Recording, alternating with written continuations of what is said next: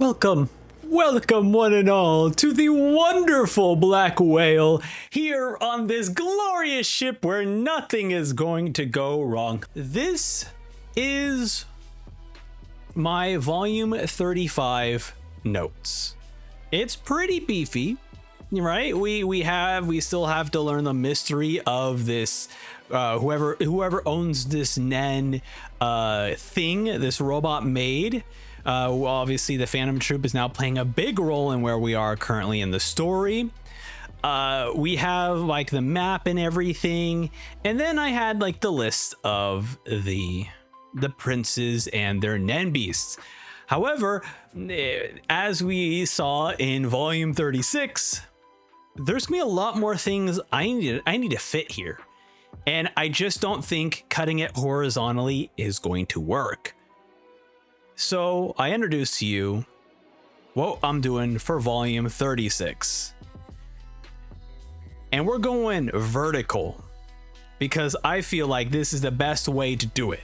So let us break down everything I have added for this volume 36. So first on, what the is the Tree of Kakeen? So as of right now, I don't know. There are 14 coffins. Either all the princes die at the end of this. Okay, this is under the assumption that if the Tree of Kakeen does come to life, right? Either 14 coffins of the princes or 13 princes and the king dies, which now thinking about it makes more sense that it's called the seed urn ceremony, because they are literally becoming the seeds to plant this Tree of Kakeen. Now, the question is, why are they considered the seed? Is the seed really just Nen? Can any Nen user fill any of these coffins up? Or is it anyone who's taken place in the seed ceremony, which is any royalty from the Kakeen family that is legitimate? So that's something that I'm sure we're going to learn more about at some point, whether it is at the end of this series of volumes and chapters that I'll be reading and over the next couple of weeks, or we might not know yet. But then we go to the vertical list. I have moved the princes vertically because we have a lot of connections. We learned about Benjamin's Nen beast. We got a face to Unma. And I also did want to associate the Royal Guards, because the Royal Guards are also playing a big role in not only becoming the information leads for Benjamin, but also are playing a role to kind of keep the princes at bay, right? Pushing back the princes if they push. So I wanted to make sure that I had them listed. Now, I will be honest. I wish I took a picture of this. There are a few Royal Guards that were listed in the Royal Guard picture. However, we are seeing additional Royal Guards that don't look the same with other princes. I did not keep track of that because I was thinking, okay, maybe I'm just I'm not associating the faces very well. So that could be the thing. So we have Theato, who's also not a Royal Guard. Oh yeah, I forgot to mention. So now we'll be using these solid thick lines. So for the wives, we have all the wives here, right? We're listing all the wives here. We have all their pictures and everything. We also have listing all the Royal Guards that I know of that are connected to the princes so far, right? We have not seen who's connected to Luz yet. We actually don't know this guy's name. The guy's like, oh my god, they're banding together. The Nen is so powerful. I'll step away. You know, that guy, right? So we have mostly everyone here. Like, oh yeah, Raihan.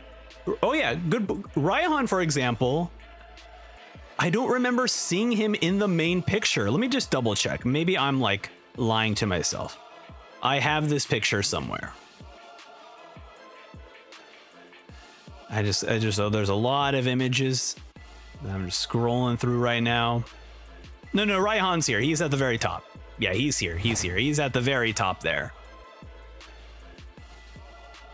But there are like this. Or is this guy here? No, he's still there too. Yeah, everyone's here. Everyone's here. Never mind. Forget everything I said. There is okay. So actually, this is a good point. So the guy who's with Kacho in the manga, in the volume, sorry, he has darker hair, and so I'm like, is it the same guy? I'm assuming it is because they have the same cut. And also, look.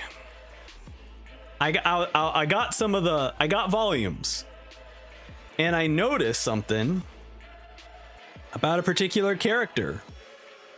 Actually, is it oh yeah, it's this one. I just saw him. Virgi has like darker colored hair right there. So there's definitely changes that we will see, whether it be changes from the volume changes or just like later on in the chapters or whatever. Togashi decides like, I'm going to try something else with this character. So we'll see. I'm pretty sure it's the same guy here. Okay, so let me go over the notes that I have. Currently, we have 3 Nen beasts we do not know who they're associated with. We've seen 2 of them. Now, I chose not to guess because, as you have seen in my previous volume notes, I was wrong every single time. So I'm not going to even guess. Actually, you know what? I have to guess the opposite. The worm is kind of like Fugetsu because, you know, she is being able to teleport places and create essentially wormholes, right? She is creating doors to different places. Now, that's what I would put towards Fugetsu. But if I know anything, I just might as well put Takacho because I'm always wrong. So just do the opposite. And then we also have this guy. So we still don't know their Nen beasts, any of these Nen beasts, which is very interesting. What else we got? Oh, this one, very important. We are learning so much about the different princes and their Nen beast abilities. However, for Sail, we get this information by Raihan and not the narrator. And I find that particularly interesting because it's either that Raihan is just insanely intelligent because of his like predator like Nen ability, or if he truly actually doesn't know exactly what it is. So I kind of just wanted to make it clear that it's unconfirmed what Sail's ability is. We just know it through someone else. Also, Virgi's goal is to marry Biscuit, so I made sure to add that goal there. It's very important that we have that established. Once again, I'm still expecting the team up between Hisoka and Kurapika. They are aligned in their goals. Hisoka still wants to kill everyone. We also did add Illumi. Made sure to say hired by Hisoka because Hisoka is just insane and is like, hey Illumi, I want to kill you. Also participate. I also updated the map. Luckily, Togashi is already ahead of us and he's like, yo, I got a map for you. So last volume, he gave us a map with everyone's locations. So I was like, you know what? I'm just going to keep it there. My assumption. Okay, so I'm going to talk about this. Hisoka is in floor 5. He is hunting the spiders because Hisoka has changed his motivations in this story. So I can't assume that he is just looking for the most powerful person on the ship. That's not him anymore. His goal is to kill the spiders. That is his goal. And as we saw with Franklin's like, I'm just going to sit here because Hisoka wants to kill us. So he's going to come to me. He's going to come to me. So I really feel like he will be working his way up through the floors to kill each of the spiders. So that is kind of my idea. However, when we got introduced to Morena, and we'll talk about the Mafia members very shortly. When we got close to Morena, I was like, this seems like Hisoka would join the Heli group, but with his new like motivations, I'm like, that just kind of distracts him from actually trying to get to the spiders. Like, he doesn't need them. At the same time, we have a character named Looney who has the crescent moon on his cheek. He is the same height as Hisoka, and his pronunciation of his name is Looney, right? So we got Hisoka, very clown-like, and now we have another character with a very goofy kind of aesthetic, which is Looney. I'm like, would Hisoka go as far as disguising himself as one of the 23 disciples? I don't know. I honestly don't know, because it feels like it's perfect for Hisoka that we used to know. But Hisoka post his fight with Chrollo, I'm like, I don't know if he's would join the crew. My also theory is that there is someone in this group that wants a free kiss. Okay, I think Togashi has great jokes. He makes really good jokes. I feel like there is someone on this cast of characters who does not want to kill, but just wanted a free kiss from Morena. That's kind of my prediction. We'll see if that happens. I'm not quite sure, but hopefully that is the case. We also got point totals, and we have the Shiyu, Char, and Heli as the three mafias. Very funny. When I reread this, it was okay. They're both brothers of Hugh, but Morena is a daughter, and then they have their benefactors. So there's a lot going on. We'll see how all of this plays out. I also kept this side on the far right. As of right now, everything that's happening with the Dark Continent and the Zodiacs and the Temp Hunters kind of don't matter at this point, right? Obviously, Maiza right now has just met Fugetsu, so we will definitely see how this goes. We'll definitely see how this goes. Let me see if I added any other notes. Oh, yeah. Mafia bosses we learned is in tier 1. Okay. So we did get updates, right? Loberi got arrested. Muhan also died. So we have 2 deaths. However, we still don't know who caused this. Whose Nen creature is this? Is it a Nen beast? I know that Bobby said that this wasn't a Nen beast and looked at Kurapika, but I'm feeling like this is unconfirmed, and we also still are missing seeing a third Nen beast from the princes. So we will see how all of this turns out here. And I've also made sure I just wanted to give some room. The banquet is happening this Sunday. We have the Kacho Melody and Fugetsu plan. We have, now, to be fair, we don't know if Fugetsu is a part of this plan.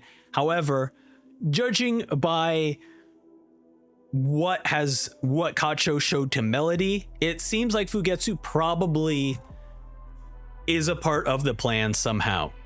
The Hulkenberg letter and the Sail plan. We have 3 big things happening during the banquet that we know of. Aside from that, you're all caught up. We have Morena here. I love that Togashi just uses every single artistic medium to just draw, right? So we have this wonderful pencil drawing, almost like a life drawing. Honestly, it is very a realistic drawing. He doesn't do too many of those. And I love the shading and everything. Absolutely awesome. Claus says, excited for you to experience my favorite volume of the arc. Oh, let's go. Look, I want to say we have all the players in play at the Succession arc. But honestly, I wasn't expecting there to be a Mafia family. So who knows what else is going to be popping up, you know? Is Kite just going to randomly show up here and go, hey, I saw that there were some insects and some rare bugs here. We're going to come by, because apparently the king, you know, much like Noah's Ark, brought a bunch of cool rare animals that we want to go help and save. And I was like, oh, hey, Kite and the crew, that's really great. Awesome. I don't know what's going to happen in this manga. We'll see. Noko? Oh, man. What if Noko shows up? She's, you know, she's like, where's Gon? I was expecting him to show up here. Oh my goodness. Dude, it's gonna be insane. Honestly, if I had a prediction about Noko, I would think that Noko would show up with whatever going in his homework. Like, that is the perfect time for her to show up. The fact that the next volume cover is of Gon, that's really cool, because I'm like, oh, are we cutting back to him? Are we gonna see him do homework? Let's go. Okay, all right, I'm talking too much. To chapter 3. Oh my god. Okay, we are at chapter 381, Predation. So we are cutting to Raihan and Sail. And we have Killua. Killua going, where am I right now? Gon's like, oh, I can't use Nen. And then Leorio's like, more page time. Excellent. Oh, dude, I love this. What is this? Hold on. Oh, this is all marker work. Awesome. Okay. The Tier 3 Central Police Station. Okay. Look, new location. We gotta take a screenshot, right? All right, we have Fugetsu, Maiza there. It's confirmed. The 11th Prince isn't in room 1011. We're checking the surveillance footage from the passageway. It's hard to think the Royal Army is faking this. I don't think she used the existing corridors. All right, this guy might just be unaware of Nen. Maiza is probably like, okay, it's Nen, man. Okay, you just, whatever. 11th Prince Fugetsu. Will you tell us how and why you came to Tier 3? I'll only talk to 10th Prince Kacho. Oh, no. So she wasn't even a part of this. A part of the Melody Kacho plan. Oh boy. So she was probably testing out her like teleportation ability. Oh man. Oh, no, okay. That's so sad. She hasn't stopped to consider that she might be charged with conspiracy. She's still a child. Oh wait. Let me know if this works, chat. She hasn't stopped to consider that she might be charged with conspiracy. She's still a child. Now, hopefully, that effect worked. I should actually check to make sure it's also being enabled. So let me just change things here. Okay, we have a little internal monologue reverb because, you know, I can't just keep saying inter monologue and outside speaking. So let's continue. We're currently negotiating with Tier 1, but contact between princes outside the banquet will likely not be permitted. Anything you say here will be kept confidential. We're not in a position to uphold the battle for succession. We want to help you, Prince Fugetsu and Prince Kacho. It's no use. So she doesn't speak. Maiza looks over at this other dude.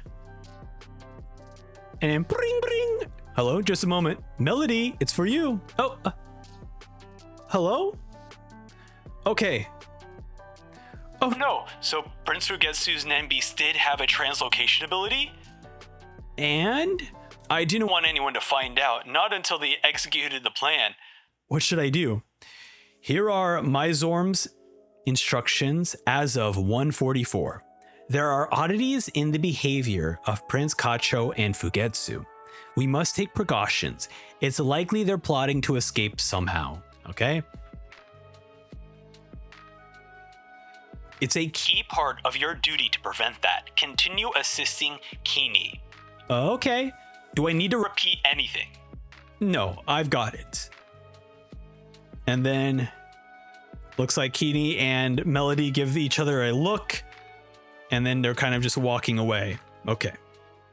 And we know Kini is good because he's well, we don't know he's good, but he is a hunter. So I think the hunters on the boat here so far are trustworthy a bit, like a little bit more than the princes, I should say.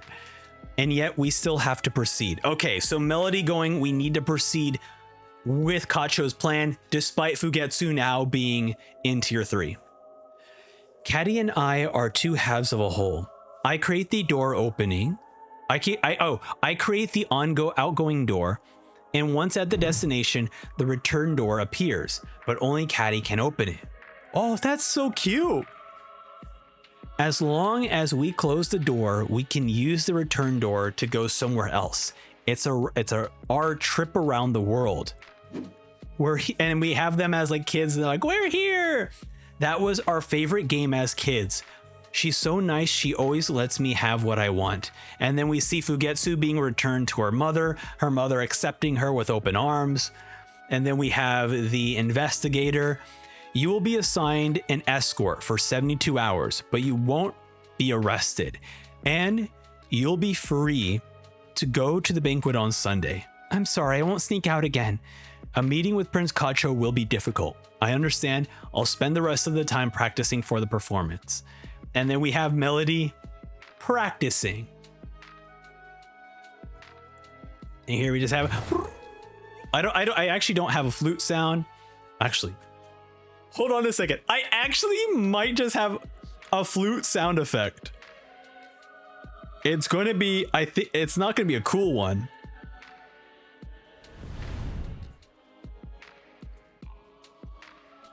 I think it's, no, I have punching. I have a spell. I don't even know if that's going to even work. Okay, let's continue. And then Melody kind of is just like a little bit disappointed, or at least trying to see what Kacho's looking at. Thank you for listening. Bravo, that was wonderful. I was so enthralled. Quite unexpected. Such a hopeful interpretation of Haim's Requiem. So, we'll get to hear this again on Sunday. I'll have a more appropriate piece for the banquet.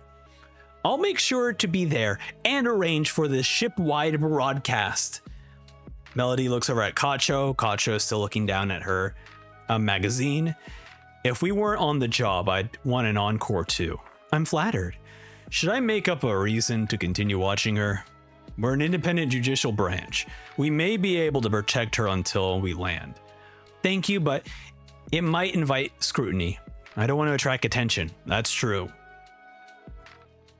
Call me if anything happens, anytime. I can't. It would leave a log of the call. If there's a petition for disclosure, calls won't be confidential anymore. Just say something wrong with the prince. We'll come as a group to watch her. Melody kind of looks silently. I'd like to be of use to you and the prince.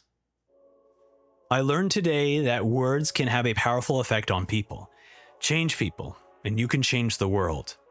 I'd like to at least make an effort. Who knows? The king might change his mind. I feel like I have to do something. Melody is feeling like an unusual heartbeat from him. A gentle, quiet tune, unperturbed, contrary to his words.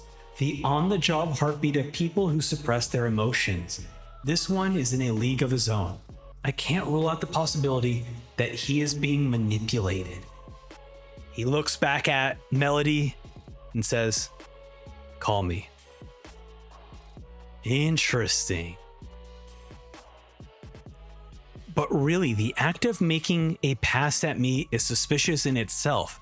The plot is thickening faster than I can expected. I mustn't get careless. Please, there's 76 hours until the banquet. Let there be no more contingencies. We cut over to the Black Whale. We are in Sail's room. His little thing is still spinning. We notice that one of the guards is now essentially taken over by Sail, right? They say great men. Oh, he looks over at Raihan. They say that great men are great lovers, huh? Being as viral as the 8th Prince Sail is good, right? And then Raihan's like, there it is. First, Prince Benjamin is the closest to the king, of course, but Prince Sail's disposition is more fit to be king. Oh, so now the guard is continuing saying all these things, and then Raihan's like, there it is. As expected, his perspective towards Sail has changed. Okay. It's been 70 hours since he started inhaling the smoke. More time is necessary to manipulate the emotion of those who have no initial affection. I'm ready to activate it. We see him pulling his nen together, about to be the predator. The target is Sailsail's Guardian Spirit Beast, a diffusion inductor type manipulator. Keep breathing the smoke exhaled by the Nen Beast, and a miniature version appears above your head. The smoke is effective up to a radius of 7 meters. The more goodwill you feel towards Sailsail, to begin with, the faster the mini beast will appear. Those already close to him, with maximum loyalty, it takes 8 hours. For neutral parties, it takes 70 hours. Oh, wow. Okay, so all the girls were here. They were like, 8 hours, done. And then this guy was like, okay, we got 76 hours for him. Interesting. Okay. The duplicate also emits smoke, which is effective for a radius of 2 meters. That's the upper limit of having a face-to-face conversation. In short, Sailsail's Nen Beast manipulates goodwill with a smoke-like aura and can ultimately command the hearts of an entire country. It takes time, but once successful, the approval rate by 100%, the world's securest dictatorship. But that's only if political opponents are all moronic pushovers with no strategy. Come forth, Predator. Oh my god. I want to see what this looks like. Okay, so right now, we just see this smoke coming out. He is right now exhaling and summoning this creature. And the guard is still going, an ingenious and warm heart Sailsail is. I think about him all the time. And then we start to see this virus-like thing appear in the sky. I guess this is what Raihan is summoning right now. We cut over to see what Sailsail's thing is up to. It looks like one of the ladies is noticing what's occurring.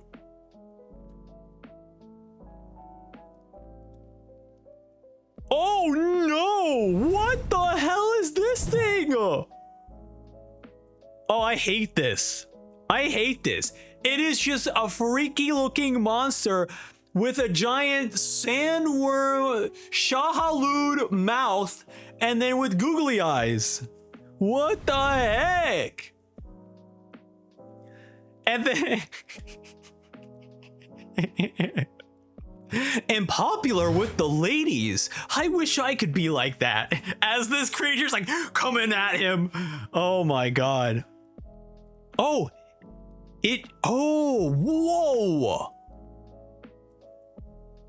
It basically grabbed the thing from the guy's head and ate it, and now he's like, wait, what was I talking about? And then looks over at Sailsail's Spirit Beast. Relying on your mother for everything. Your Nen Beast was created from your nature, smeared in carnal desires. You are powerless against your natural enemy. And then I love it does like a screech noise. The mouth opens even wider like a Venus flytrap. And it leaps like a frog and chomps his spirit beast. Wow. Huh? Why am I so pro Prince Sail? Sail weird. Mission complete. All right. So what happens to Sailsail now? Okay, we'll find out.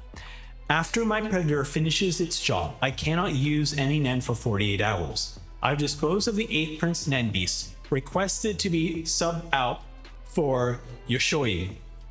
Roger, we'll send him over when he gets there. You may transfer to room 1011. Roger. Yoshoi's ability is the most suited for the assassination among the 14 of us. On this ship now that he's without his guardian spirit beast, it will be easy to kill the prince. I have a report Prince Fugetsu's Nen Beast is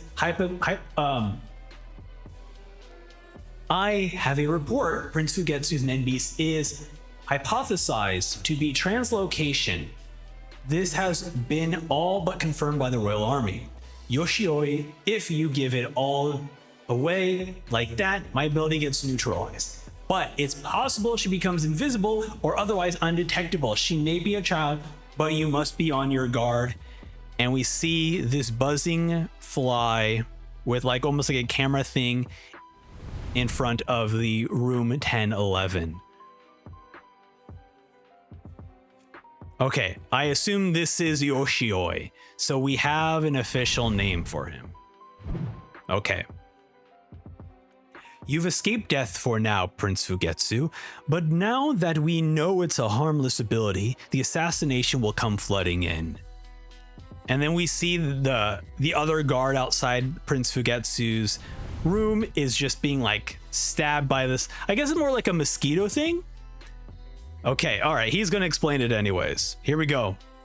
How to get away with murder is terminated. Once the target moves more than 220 meters away from me, I am refrained from using N out of concern for the conflict with others' abilities. It backfired because I couldn't notice that the prince had escaped.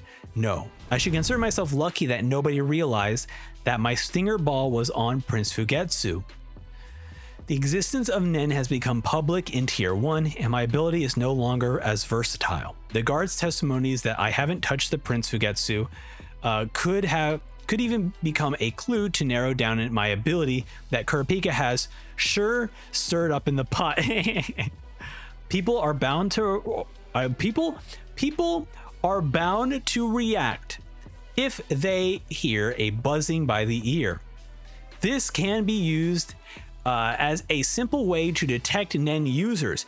Who knows if anyone else like Tuffy is guarding which prince? Well, about him. If the stinger ball is found and removed from the target, it will never work on the same target again. Using it on someone who's not an end user is simpler, but it takes much longer to take effect. The stinger ball needs to go unnoticed while I remain closed by the long incubation period.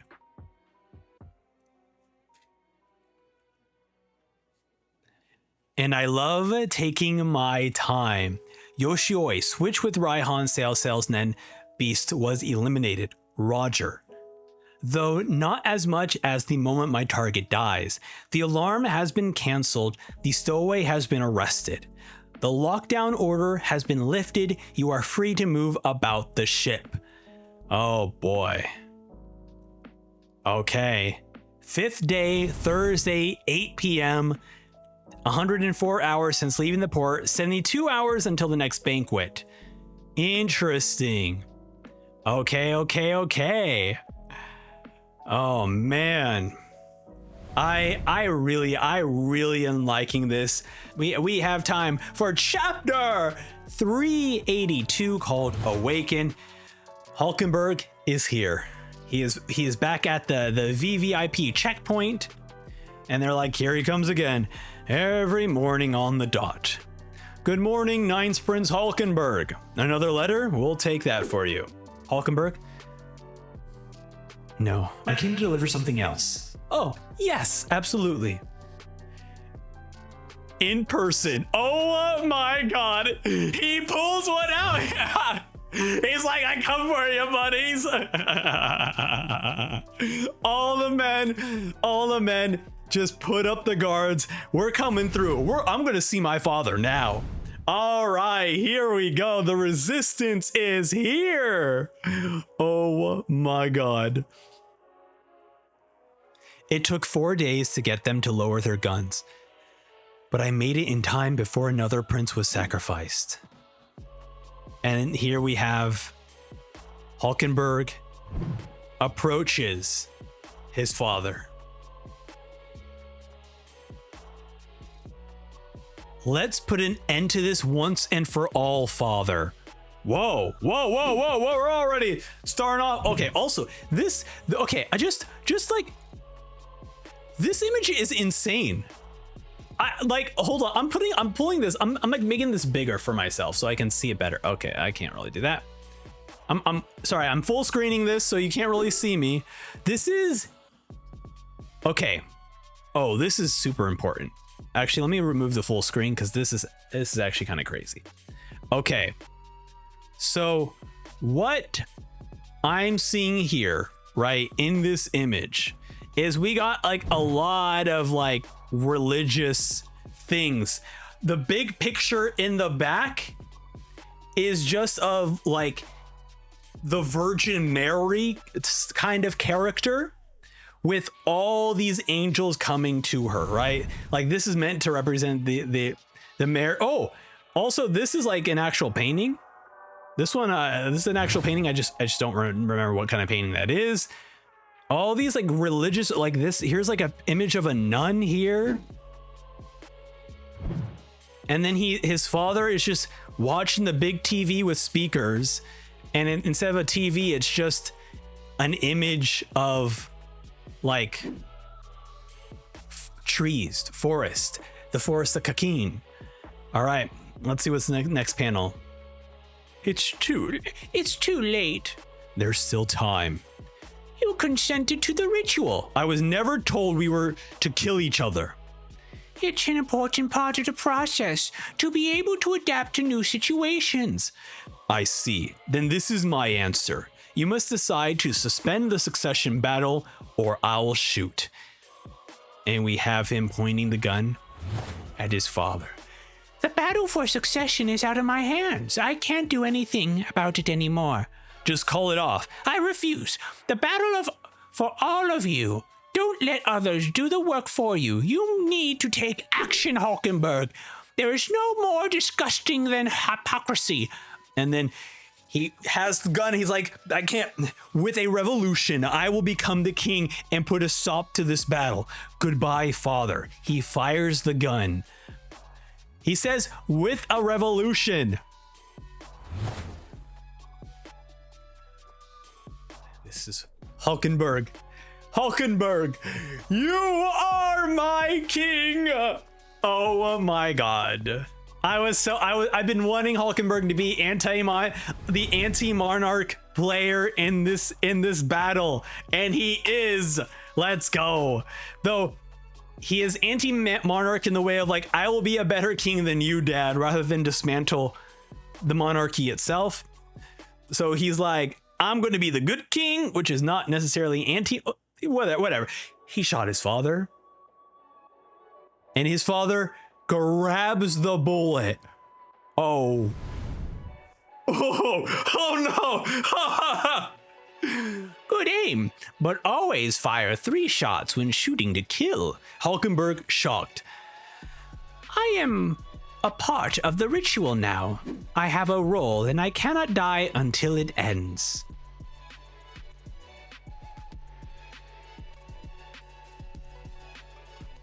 I just saw the last panel. Oh my God. Okay, creepy guy that held the urn.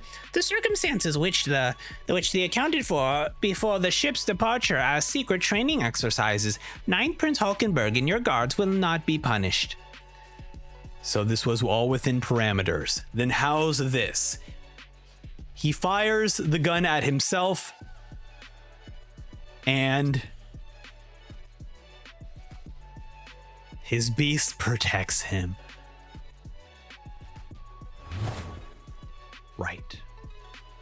Right. I got so caught up in this. Okay. Your Nen beast agrees with me. Are you awake now? Have you heard of the prisoner trolley problem? Father, we're going through this? Are you saying our countrymen are on one track and my sibling princes are on the other side? You think this is a binary choice? That's not like you. It proves you're not thinking straight. What must survive is the country. The people's lives always come first. The question is, who pulls the lever? You cannot be king without bearing the cross. You cannot change the country without being the king. And then he has like, dude, it starts with a G. Whatever this painting is, it starts with a G or something. Or maybe the artist starts with a G. Either way, we got this beast eating someone. You don't need to tell me you don't need a king after you become one. And then we hear over the radio, Shiaku, respond! Shiaku here. I'm in room 1009. The Ninth Prince went to deliver his petition to the king. I was resting. Yes, it is odd that I'm sleeping when he's out. His Nen beast must have attacked. There's no mark. It might have faded already. Revolution? But he withdrew from the battle? And then he goes to check all the rooms. They're all gone. They're all gone. I'll be right over. Don't worry. The king is safe. Things cooled off until the pretense of battle. But he went to kill his father. Okay. So Shaku kind of realizing Dude, this is every time I flip the page and it's just a large last panel that's so cool.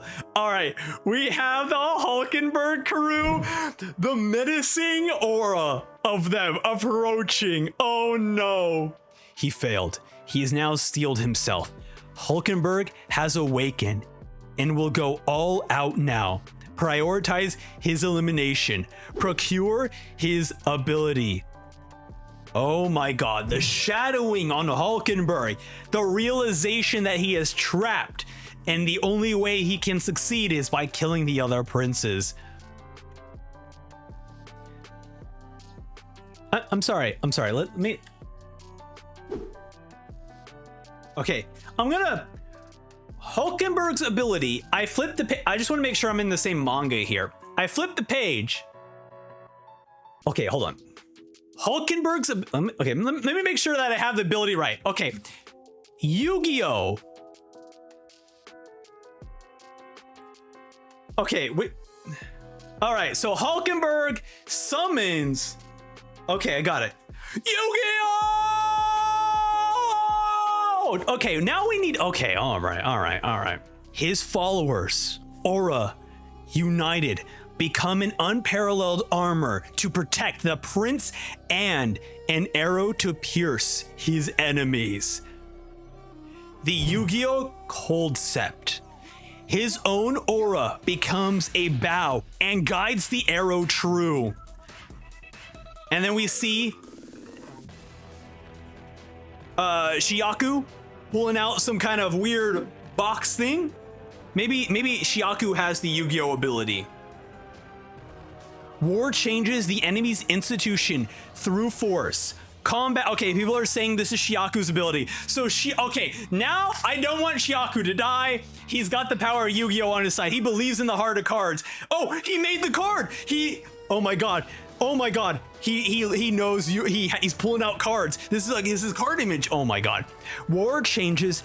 Okay, this is Hulkenberg saying this. War changes the enemy's institution through force.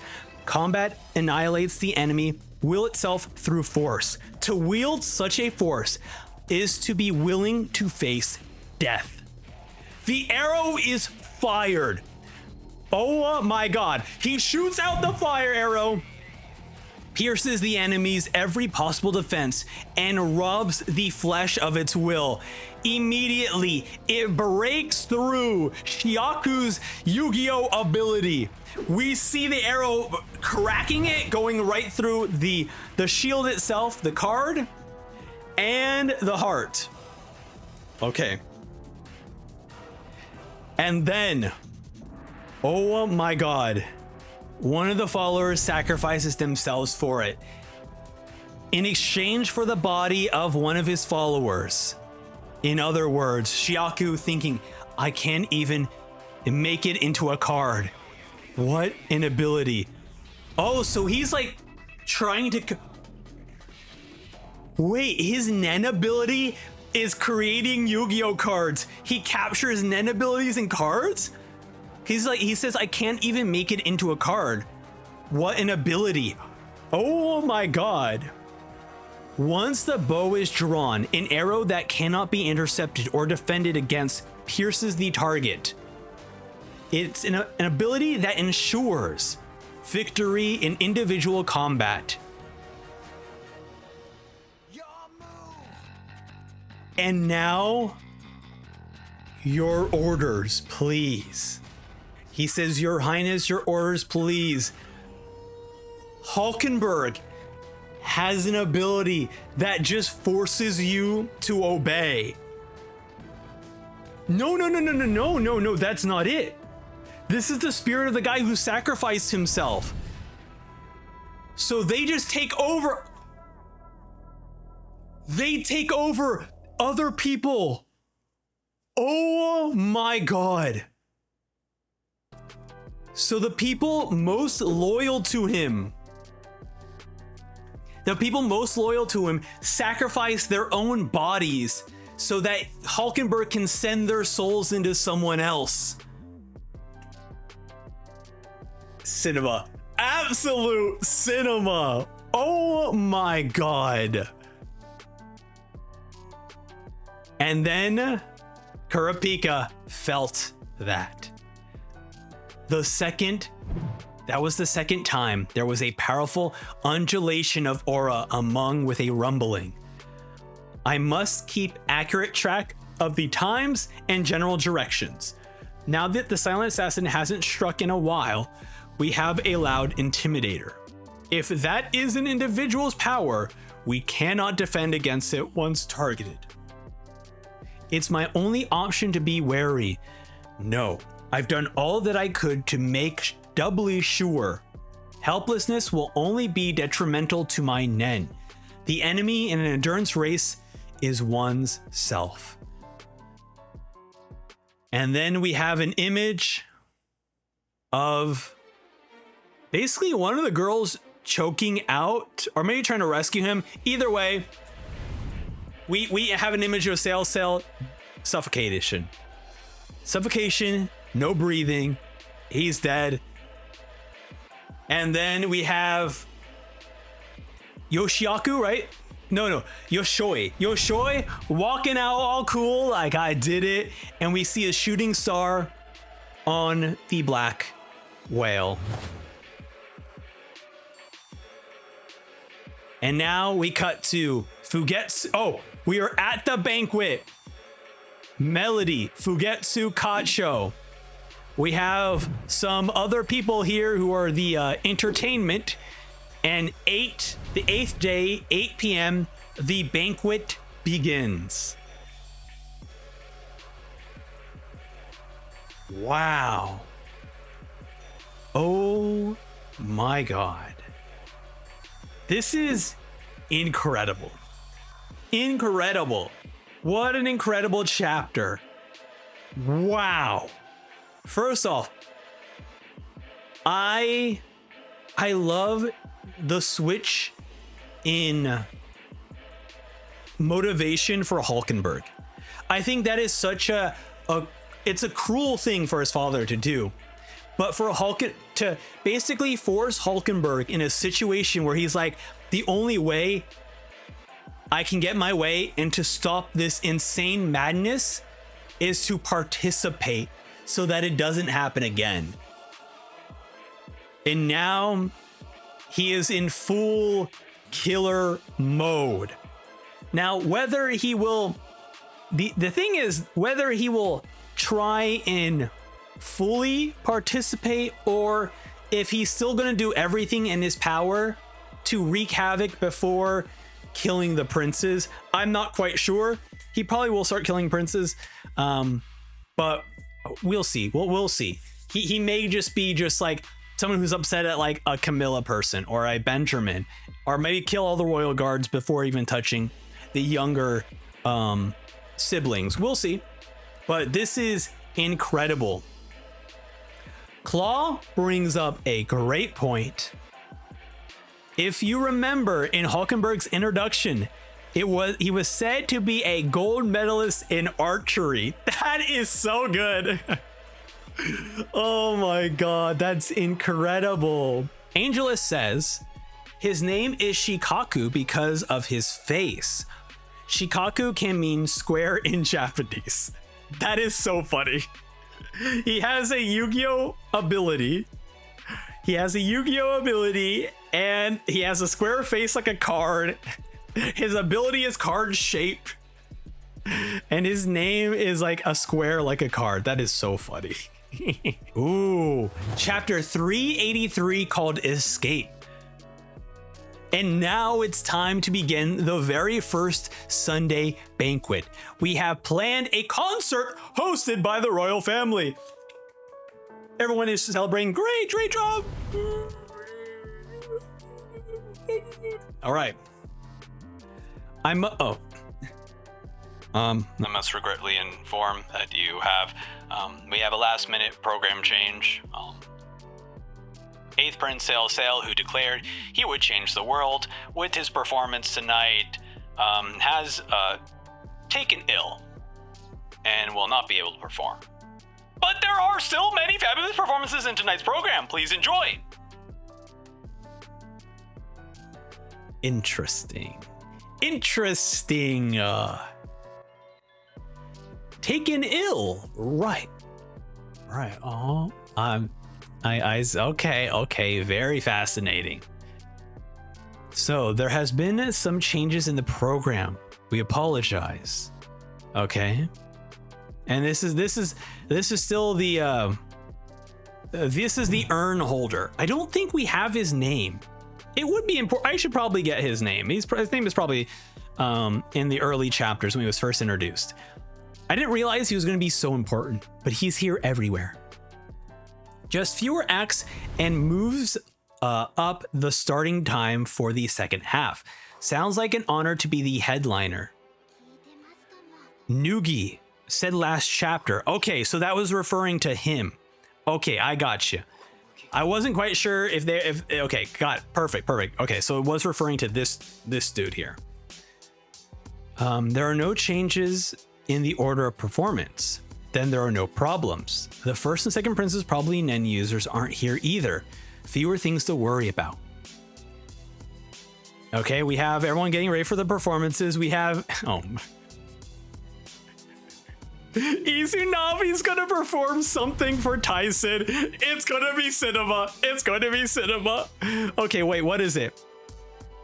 Oh my god, the program. Freestyle rap from Basho in Ridge. Dance off by the staff. A rock band by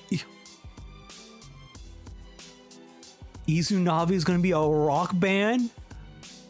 We have the acapella, which is the 6 Princes personal guards. Intermission. We have a talk show. And then we have a piano solo. Wait a minute. This guy's a pianist? Okay. Oh, that's gonna be sick. All right. And then we have a flute solo by Melody. And then we have a glass harp performance by the 10th and 11th Princes. Oh my god, this is going to be so good. Oh, hell yes, dude. Oh my god. We have just a glimpse of the rap battle here happening between them. Oh, Rich and Basho. Oh, dude. Absolutely sick. We have the dancing. We have okay, you know what? I love that Izunavi went out. He went all out. He's screaming into that microphone, having such a fabulous moment. I love that Tyson is having a blast. She's like, these are my guards. I love them all. Oh, awesome. We have the talk show between the two. All right. Where we cut away from that exciting moment. The servants taking part in the performance can't come back to this room, right? Won't that make serving the queen difficult? Unlike the princes and the queens, if a servant suddenly backed out, it would be interpreted as a threat. If they used it as a reason to summon the queen and prince for questioning, they'd have to go back outside. If all goes well, we could hole up in here until our destination. I like to spend as peacefully as possible. I like to spend the time as peacefully as possible. Biscuit kind of jumps in. I couldn't agree more. But we should station a few more people in the real room 1013. It seems more natural we'll move the hunters assigned to the 13th Prince, Miriam, over there to reduce the burden on the servants on this side. But the security concerns, you'll be fine as long as you're here. It's to maintain peace, as you say. What about you? I'll stay. You'll need a woman around. Biscuit, where'd you go? Be right there. Besides, the prince likes me. Oh, well then. Aw, dude, he's like falling in love. How can she be so sweet? Oh, I love this so much. Oh, here we go. Keenly playing the piano. That was not the piano, but just imagine it's piano, right? We're next after the one. And then we have Melody kind of thinking to herself, psyching herself up. And then we have Kacho and Fugetsu kind of cute in the same outfits, ready for their glass harp. Are you nervous, Caddy? No. I refuse to consider failure. Oh, dude, I'm gonna be so heartbroken, man. There's no way is Togashi gonna let these two be happy. No way! I'm gonna be so heartbroken, man. And then Kini finishes his performance. Everyone's clapping, they're cheering. That was beautiful. A round of applause for Keenly. Next, we have Melody from the Hunter Association on the flute. All right, Melody approaches, bows to the king. Melody is a music hunter. She can play all sorts of music. Her favorite is the flute. Please enjoy. All right. Oh my God. Kacho and Fugetsu pop in headphones. We're going over the music. Right. Oh, Melody, what are you about to do? Pulls out the flute. 3 minutes. That's how long I can entrance everyone who listens in a world of sound if I played like I mean it. Oh, let's go.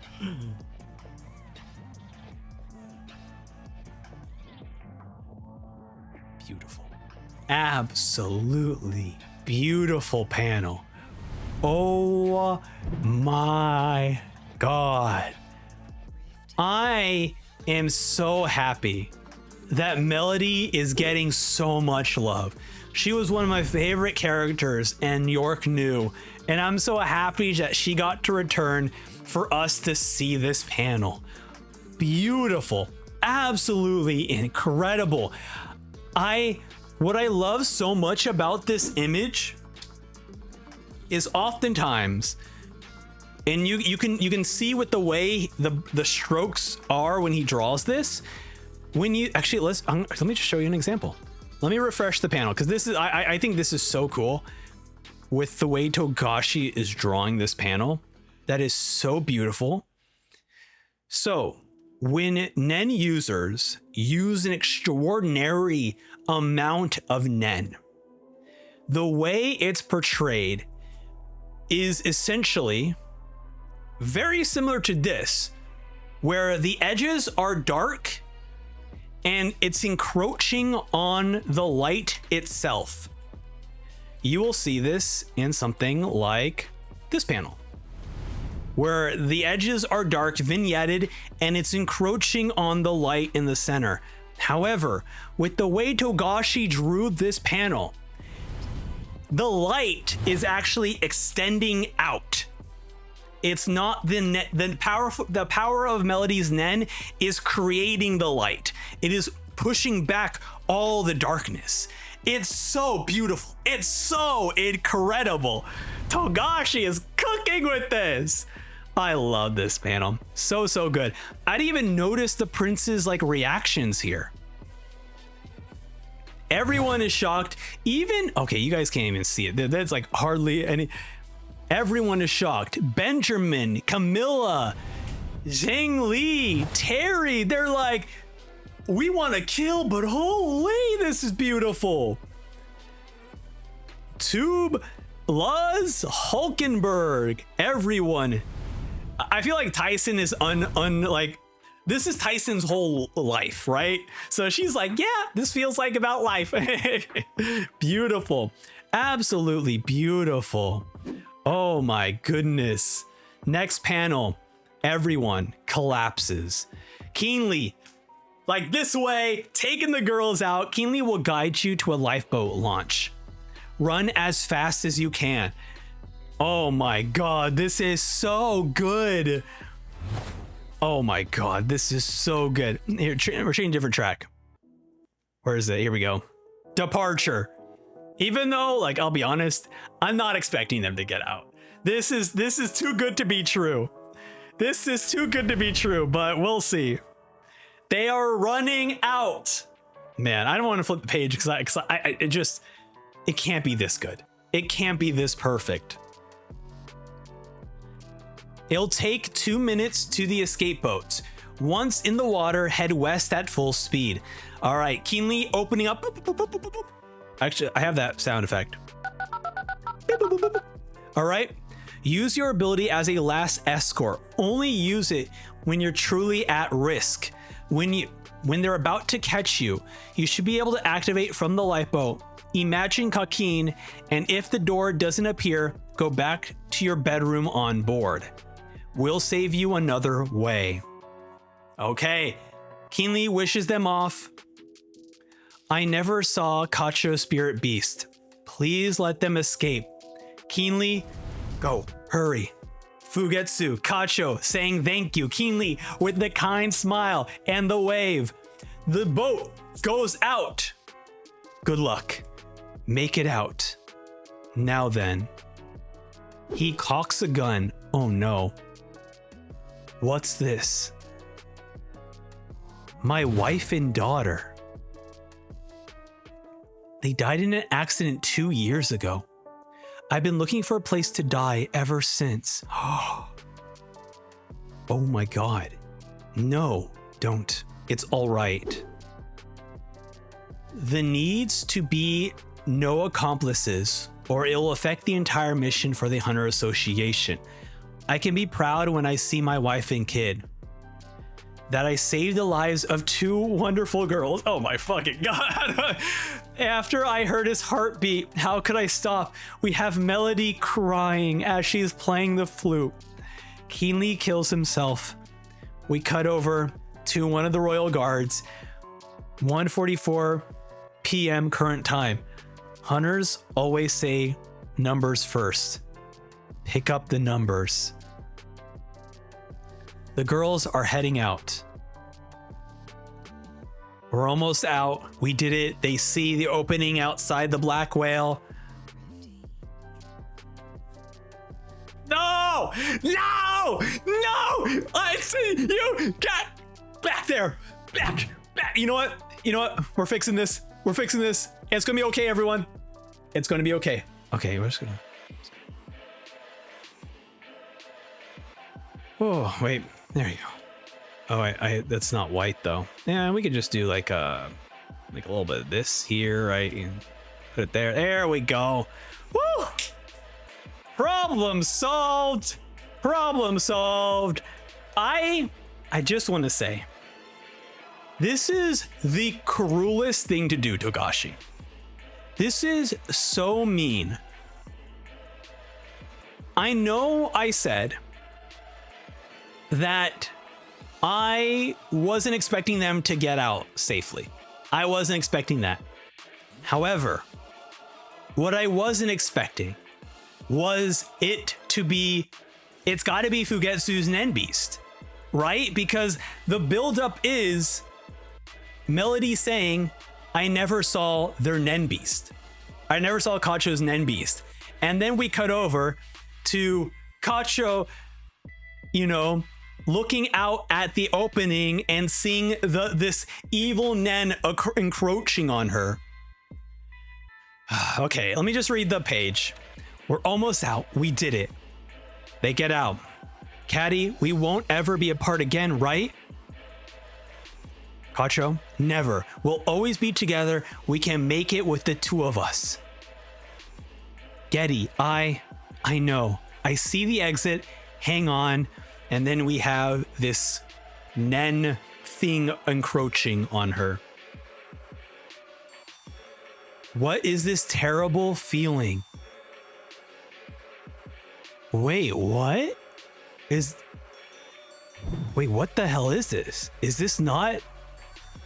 So we have all the, oh my God. Is this Kacho's ability?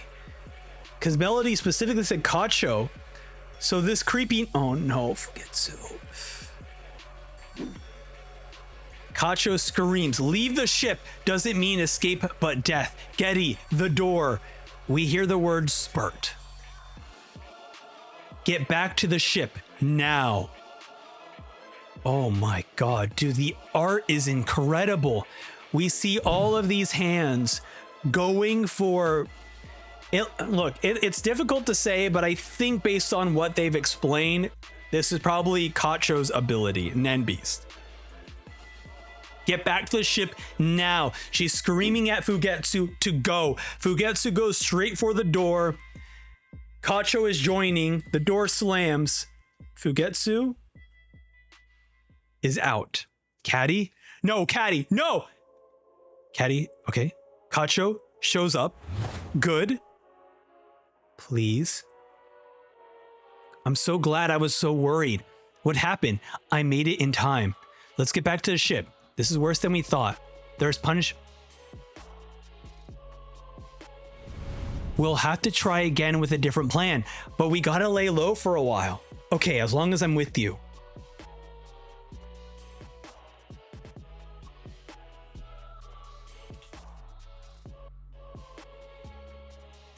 Oh my God. So first off, thank you, Togashi. Thank you. I hate that you played with my emotions and nearly I thought he was going to pit one of their Nen Beasts to kill the other one. Well, actually, no, that doesn't make sense. The Nen Beasts can't kill other princes. I just forgot. I freaked out over. I just forgot the rules of the Spirit Nen Beast. They literally can't kill the princes. Okay. I should not have freaked out then. The Nen Beast literally can't kill the princes. Okay. Either way, that is wild. That now we have confirmation that the seed urn ceremony, whatever they have digested or whatever, now has like an out of bounds effect.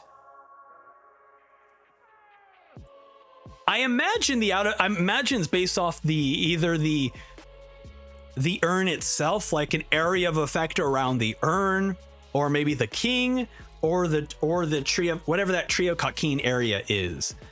But that's crazy. I'm so curious, like what this does. Does this literally instantly kill you and pull you into the Tree of Kakeen? Because like this has to have some benefits to making sure like their bodies are still useful for the seed urn ceremony, right? This can't just kill them and then they're gone. Like it's got to bring them back somehow, whether it be dead or alive or something, so that they can continue the seed urn. Very fascinating though. Okay, next page. Ooh, that was tough. Okay. 10th and 11th Prince Kacho and Fugetsu's Guardian Spirit Beast. Both are cooperative. Fugetsu's is a tunnel. Kacho is indeterminate. Fugetsu's Guardian Spirit Beast ability. Secret door, magical worm.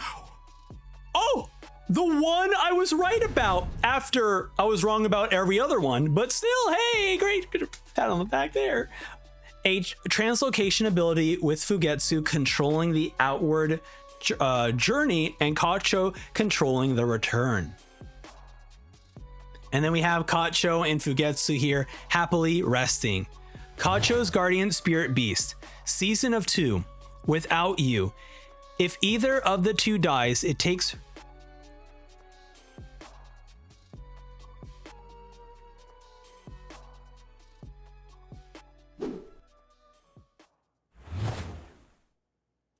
Guardian Spirit Beast ability, Season of 2. Without you. If either of the two dies, it takes her form to protect the other and stays by her side until her death.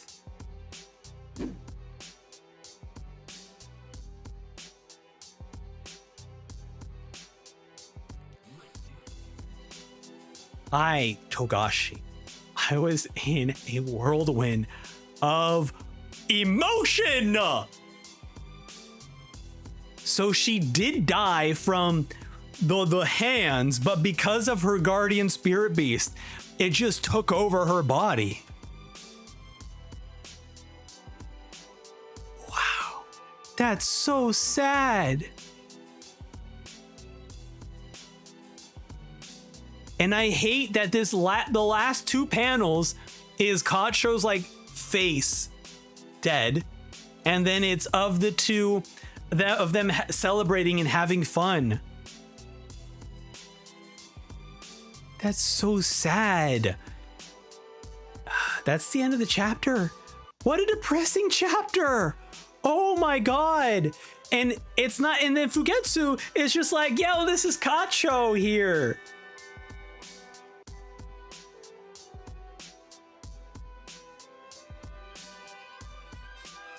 Wow.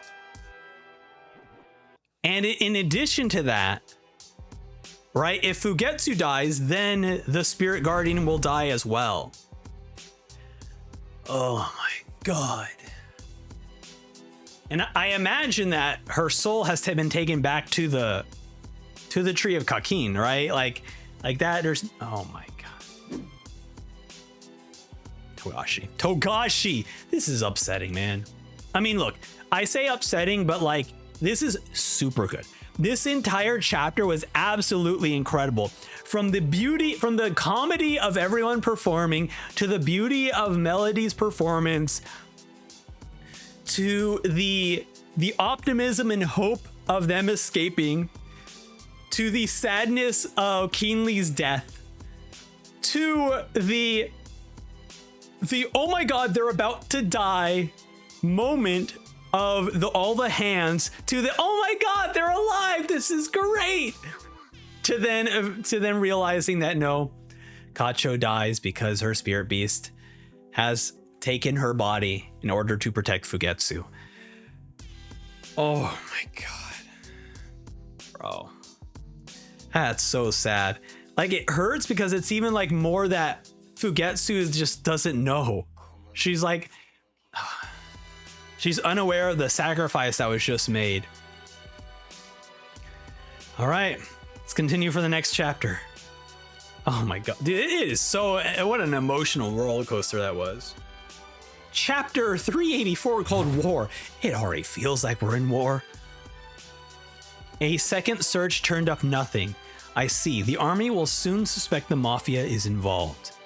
A genuine bust would be a great way to find out what Heli is up to. But then our hideout will also be exposed to scrutiny. Nothing we can do about that. We are at the Char office here. They look familiar. They want to work with us. Hold it. Figs is like, hey. Watch your words. Don't make it sound like we sidled up to you. It's just easier that way. Screw that. Start talking.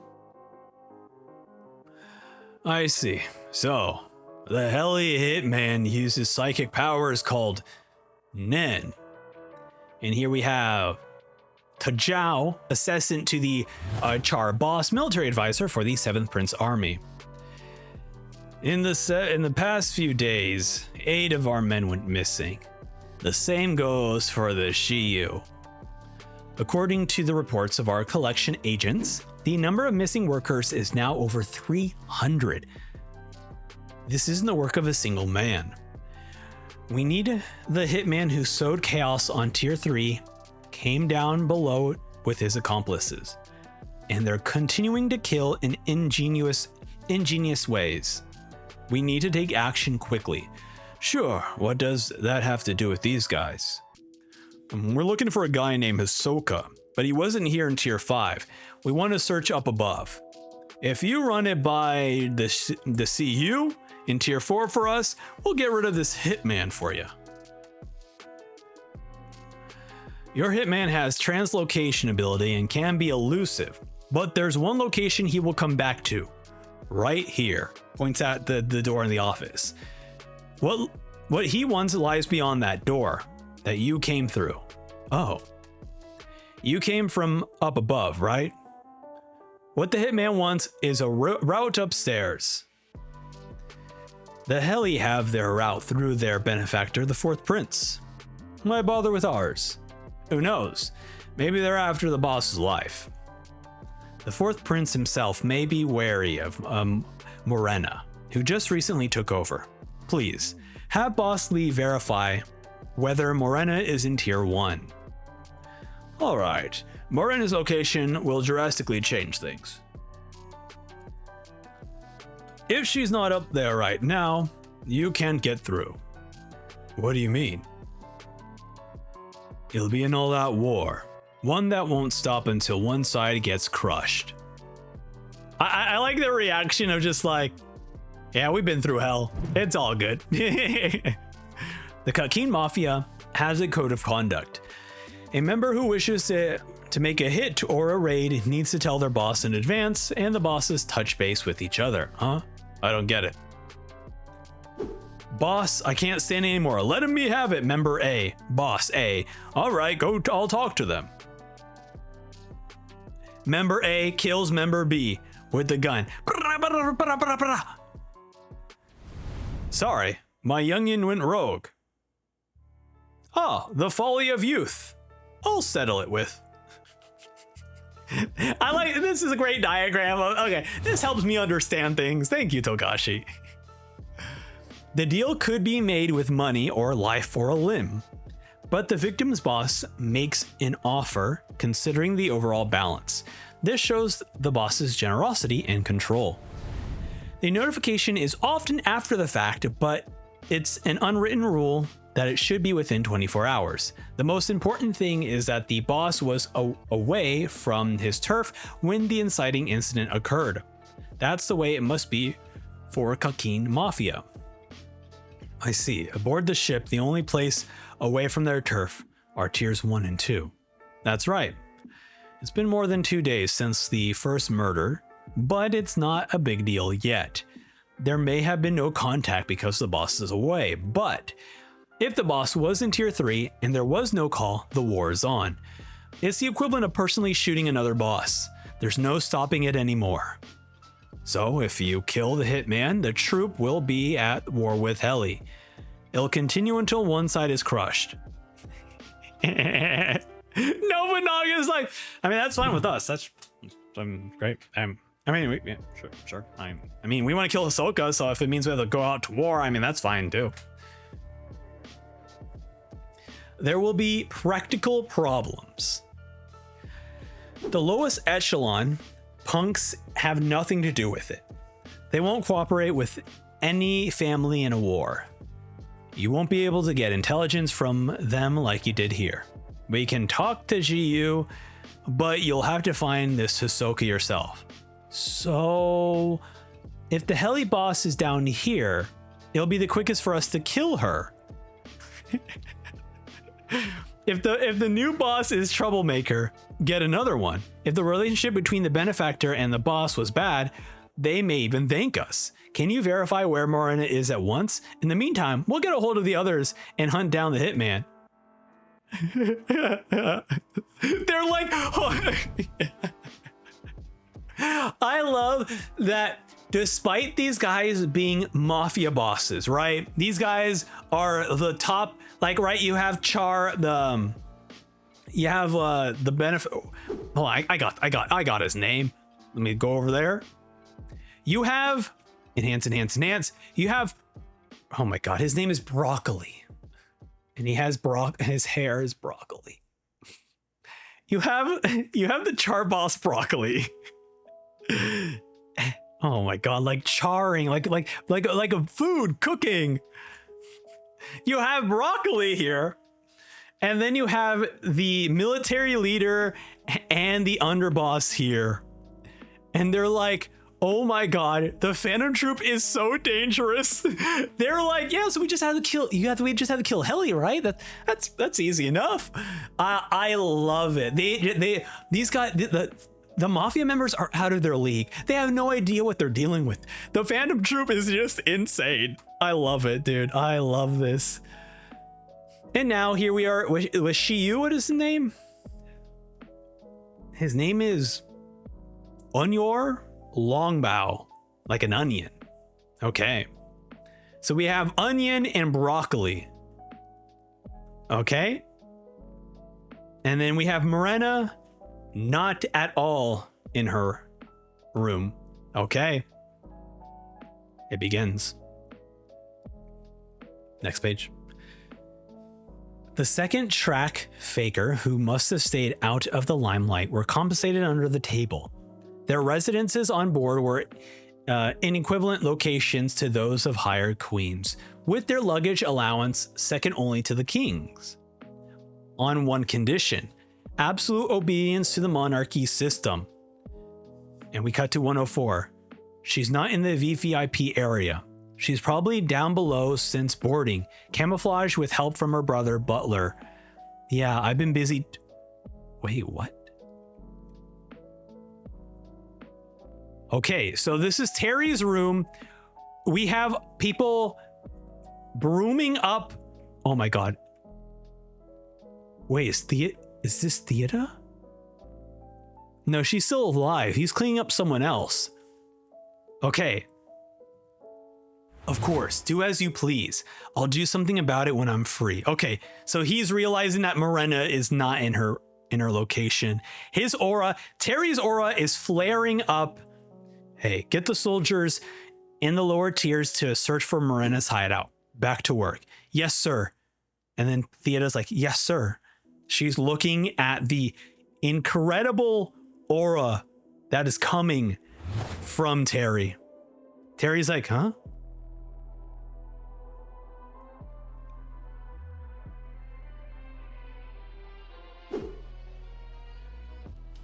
What the hell is this? What a horrifying aura. A specialist Nenbi's conjured without intent. I can't even... I'm sorry, we had to reread that. A specialist Nenbi's conjured without intent. I can't even imagine what kind of ability it might possess. So he's got the... He's got his guardian spirit beast, and now he also has this freak of nature Nen beast.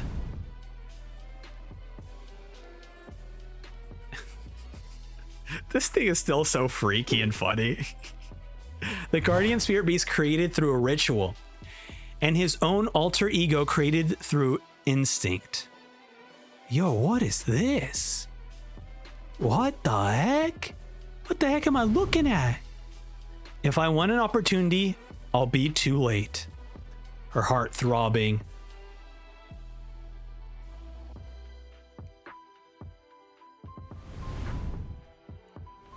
Oh my god. This is such an insane Nen beast. This looks so sick. I mean, it's super frightening, but it's so sick. This is like, I welcome you to the final boss.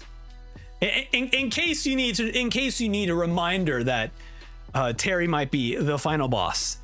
Here, presenting Specialist Nen Beast without intent. Insane, dude. Wait, there is a finish. Oh, wait. Okay, all right. You guys are saying that there is a finished panel. All right, let's take a look. Oh, beautiful. Sorry, I'm still making my way through. Dude, it looks so good. Okay, we're about to get here. We're about to be. Oh my god. Dude, what the heck?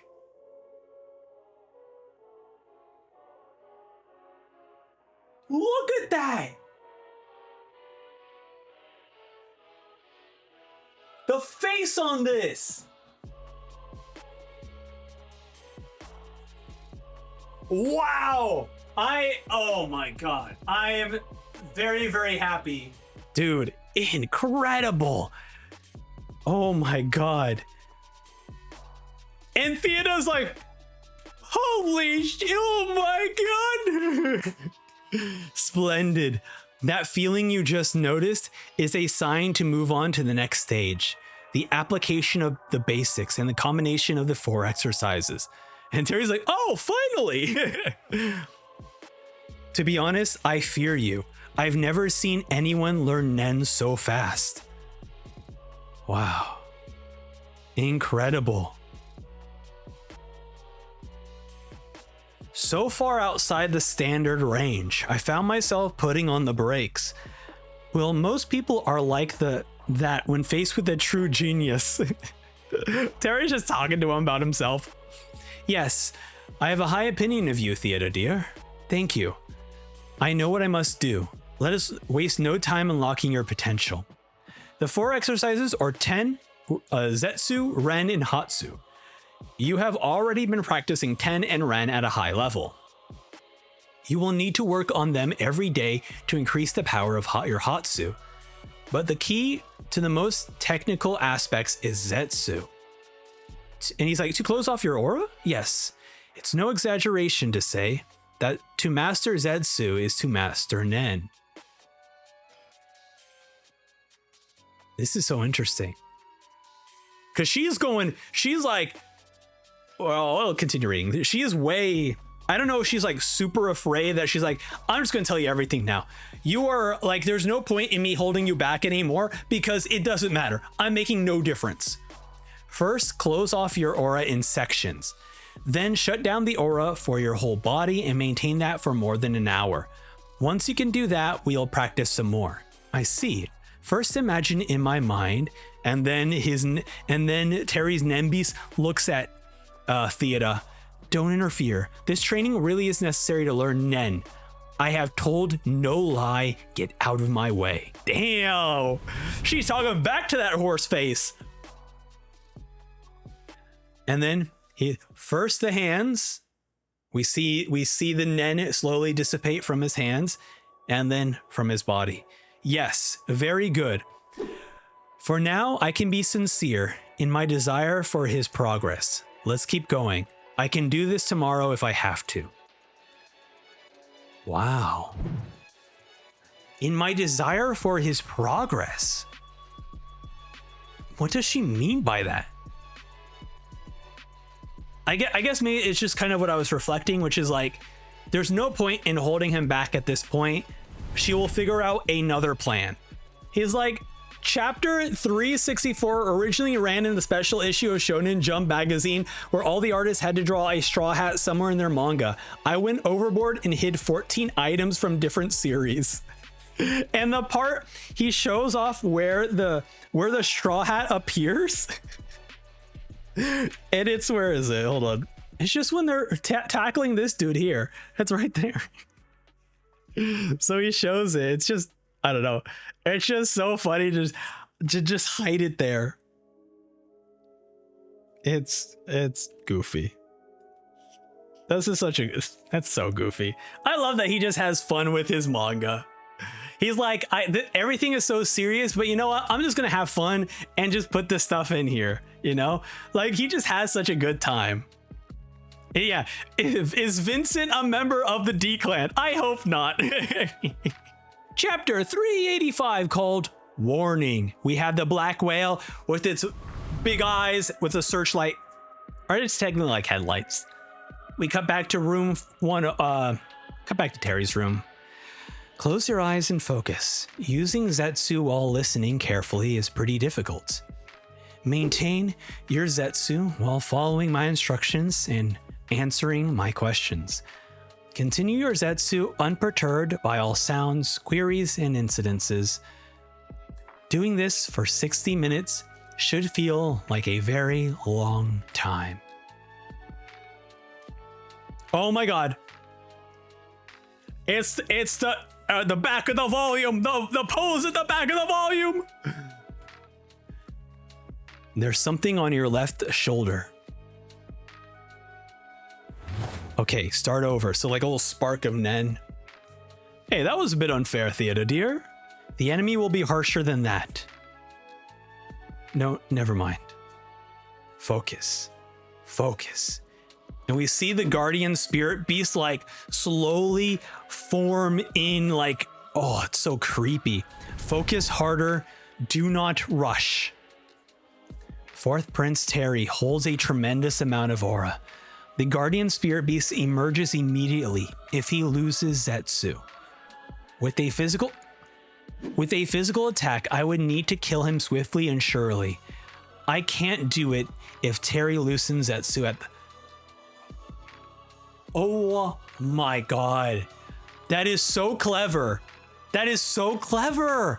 She's gonna kill him. Oh! Now, let's all be honest. That's not gonna happen, but man, it's the thought that, honestly, with these characters, it's the thought that counts, really. It'd be crazy if Togashi built Terry up to be this tremendously crazy strong villain, to have two Nen beasts to all of a sudden be killed because he used Zetsu too good. Anyways, total Zetsu would remove aura, the source of energy for the guardian spirit beast, but that's not enough.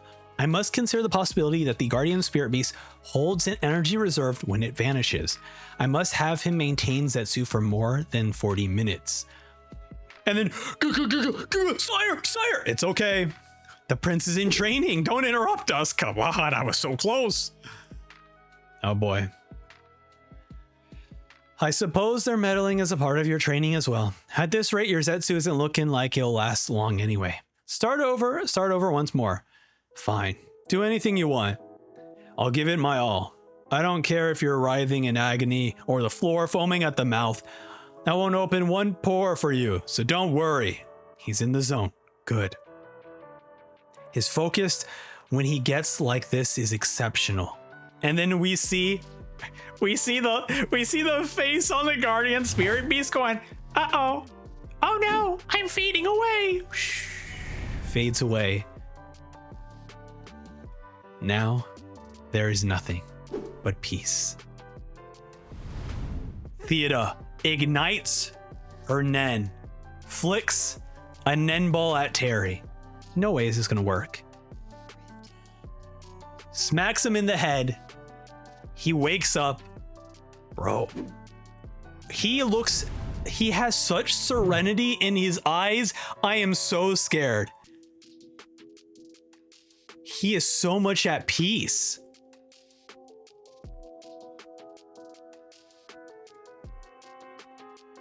All right, we have all the guards around. She pulls out her gun. Theoda does. She looks at Terry, slowly moving her arms. And then, ladies and gentlemen, we have a surprise performance from the Royal Banquet for those of you in the high area tiers 1 and 2. She's like, God, I was so close. Wait, no, he's still calm. The performers are Melody of the Hunters. Wait a minute. No, because we literally had a panel where we saw Terry's expression during Melody's performance. Oh no. Yeah, it's not gonna go well. Okay, she's like, splendid, Your Highness. Flawless Zetsu. First, a flute solo by Melody. He were the type to use his talent for others. Please enjoy. One shot, quick, no suffering. She pulls out the gun.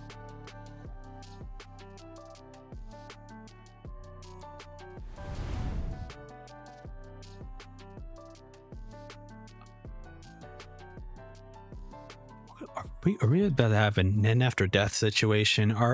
Is Terry just about to go crazy after this? No way is it over. And I will soon follow. What? Terry falls to... No, this is not... Terry falls down.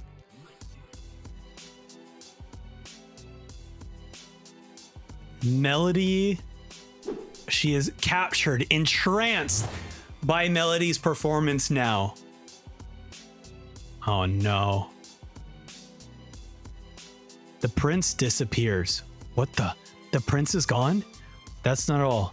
There's no blood splatter either. Guards burst through the door. That was a gunshot. Theodore, freeze! She raises her hand. How is it his ability? Impossible. He was in Zetsu. It's all part of training. It's all good. How can it be? How is my Zetsu? Theodore, darling, I was totally unfazed by the gunshot. I know I killed him. He was there. The blood, gray matter all over the floor. This is going too far, Theodore. Sire, there's something you should know. The guardian spirit beast comes out, growling. Theodore, worried for the first time, like actual fear on her face. Oh boy. She goes to the ground. You should take a bake. You should take a bake. Dude, this dark aura here. You should take a break, Theodore dear. You were tense this whole time. The Nen beast looks at Theodore. It speaks? Oh my god. If you answer the prince's next question with a lie, you will no longer be human. Theodore faints and falls to the ground. Okay, hold on. Okay. Missing time? Yes. Oh my god.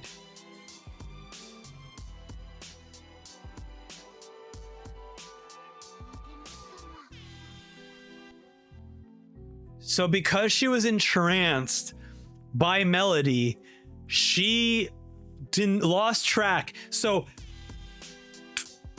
something happened to where Terry got up, patched his head up, cleaned up the mess, and waited for everyone else to wake up from Melody's entrance.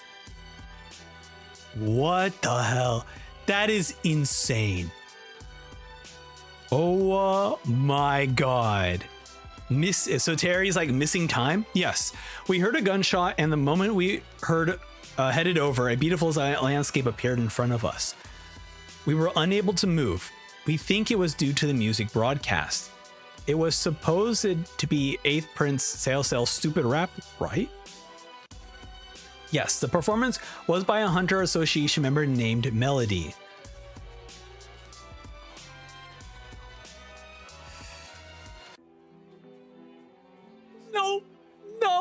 No, can we just ignore this panel? Can we just not? Terry's like, call her over, make it sound like an invitation. If it's not a summons, they might refuse. It's a feeler. We can make inferences based on their responses. Now, technically, Melody would be the best person because she can understand what's happening in his heart, though Melody will probably freak out because of how much hell is inside Terry. Oh, man. I mean, I know their whole purpose was to get information about Terry, and now Melody can get direct information from Terry, but I feel like this ain't going to go well. Ah, man, okay. Oh, that is frightening. We have a worm body shot in the head. Terry, eyes open, mouth agape. Can I trust you, Theodore? Oh, Theodore dear. And then Theodore wakes up in a cold sweat. We have Slackov there. Hey, that was fast. What time is it? It's okay. You were only asleep for 15 minutes. Theodore, you've done enough. I'll take over. What happened? She was scarred. You should get some rest. What are you saying? I can't back out now. The Prince's guardian spirit beast Yeah, it marked you for your first lie. Now it's given you a warning. If you don't heed it, you'll likely suffer a fate worse than death. Wow. But I can't just... I know, that's why we need to stay calm. Why is the spirit beast giving Trader so many chances? Only one reason. To add to his pawns by transforming you into something not human. If you do anything now, it will only benefit the prince.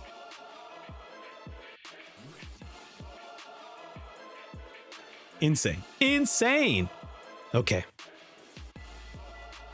You rest, leave things to me. We'll figure something out. How? About that. Could you come up with something while you rest? I figured as much, you idiot. Wow. Incredible chapter. Holy. Wow.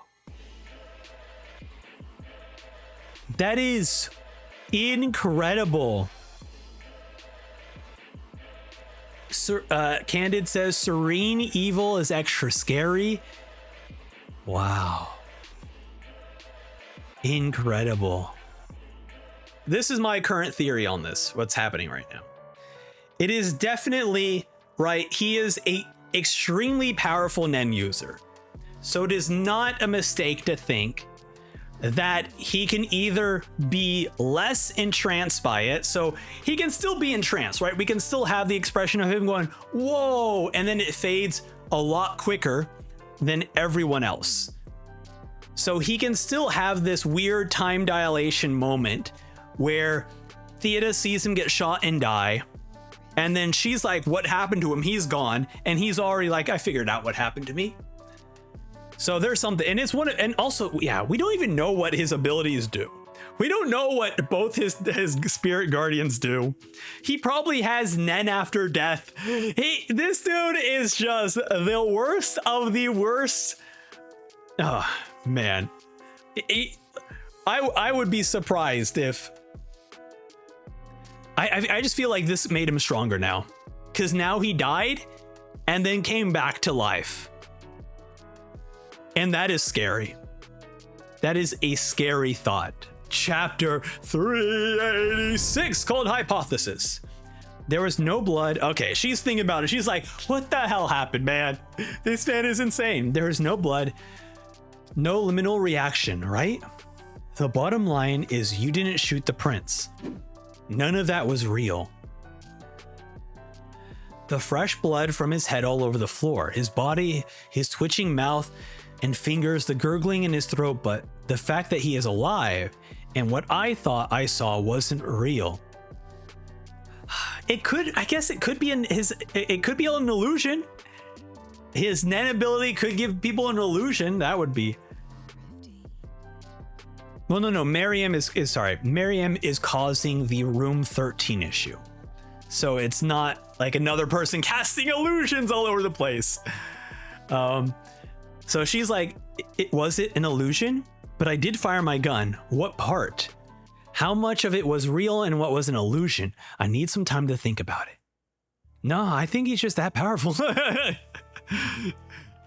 And then Melody is here. We are at the Day 2 Justice Bureau. Oh, sorry, Day 9 Justice Bureau. Get any sleep? Melody kind of sitting there. When can I go back on duty? We'll see. It depends on how cooperative you are. Man.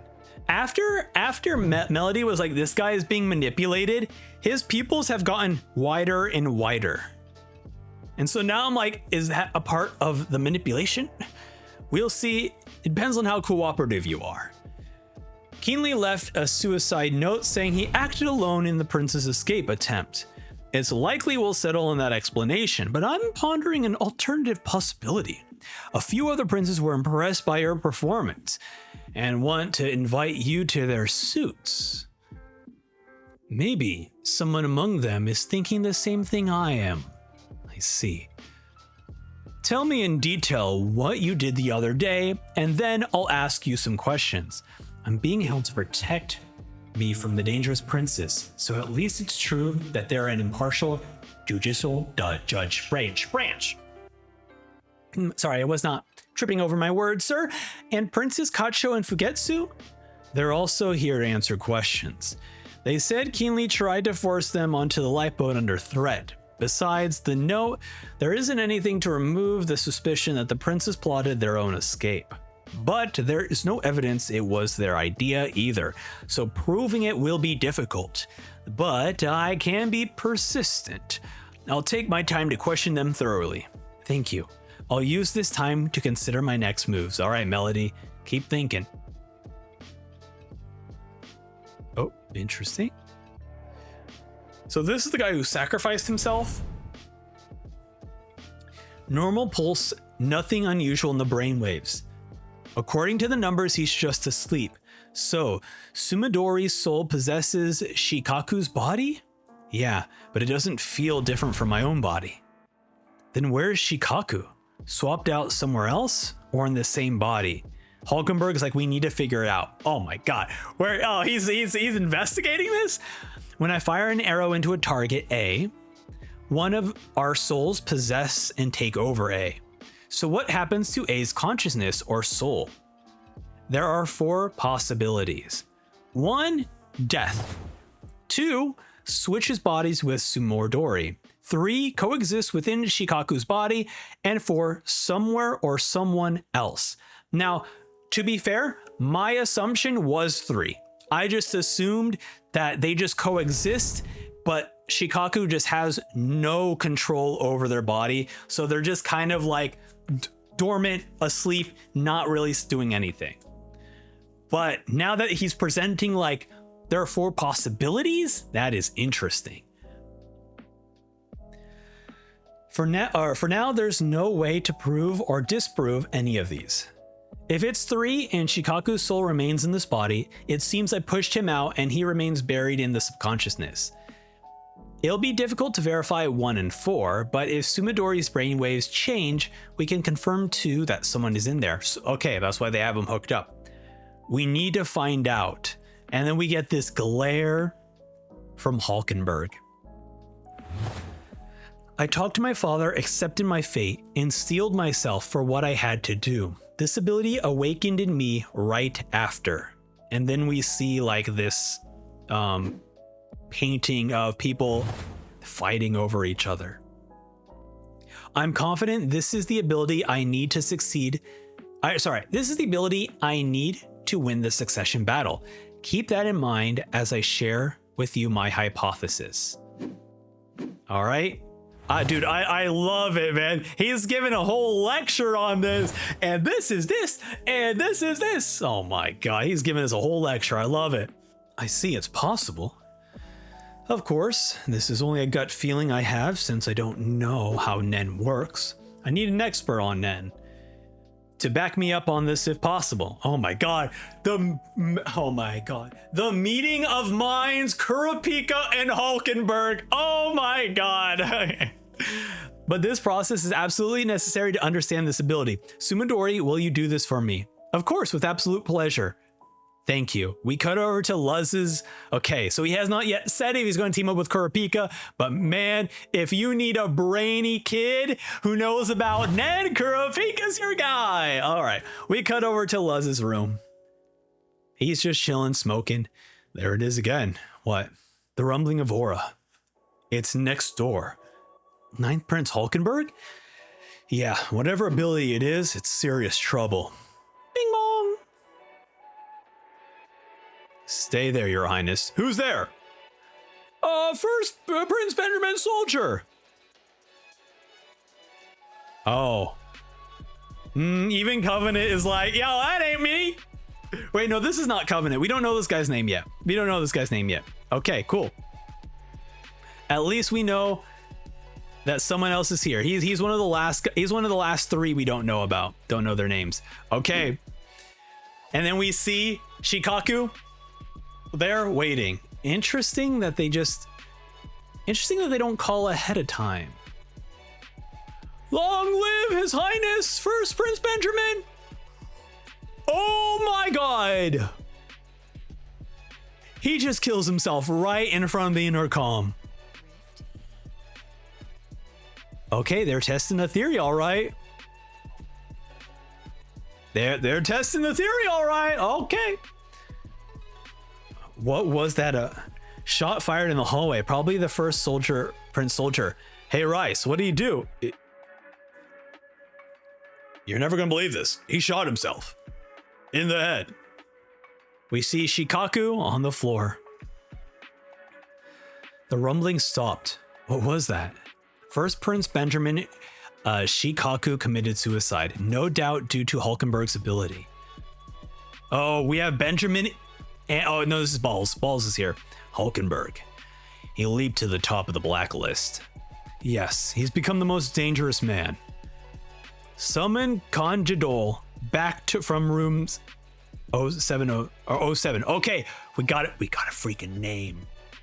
All right, I'm gonna do. I usually don't do this, but I'm gonna forget this guy's name, so I'm just gonna put it in now into the notes. Okay, there we go. All right, let's continue.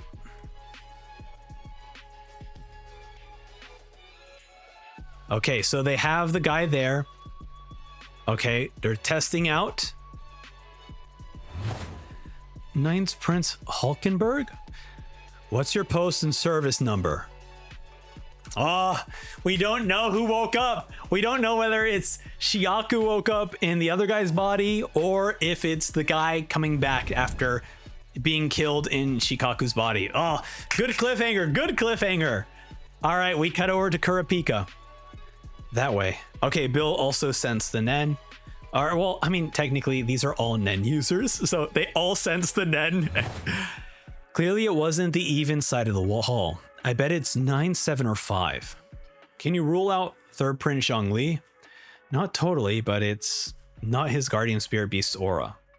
As someone who can't feel it, all I can do is nod accordingly. Oh, wait, no. Never mind. I made a mistake. Sakata cannot use Nen. I mistook him for this guy. Where is he? I mistook him for a Yuhira, because in the what was it called?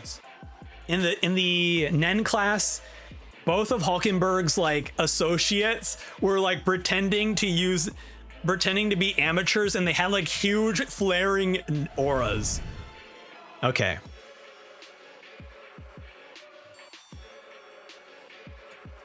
You guys are on high alert. Was that dangerous? A large amount of energy instantaneously vanished the way a balloon burst, a phenomenon that often happens when emitters use their abilities. It's not difficult for an emitter attack to penetrate physical barriers. Who is attacking whom and how? Not knowing is the most dangerous thing. Anyways, so we have a week left. Everyone's starting to question repeating the same training over and over.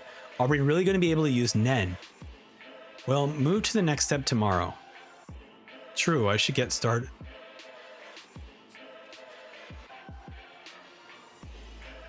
Wait, is he like the first week was just fake.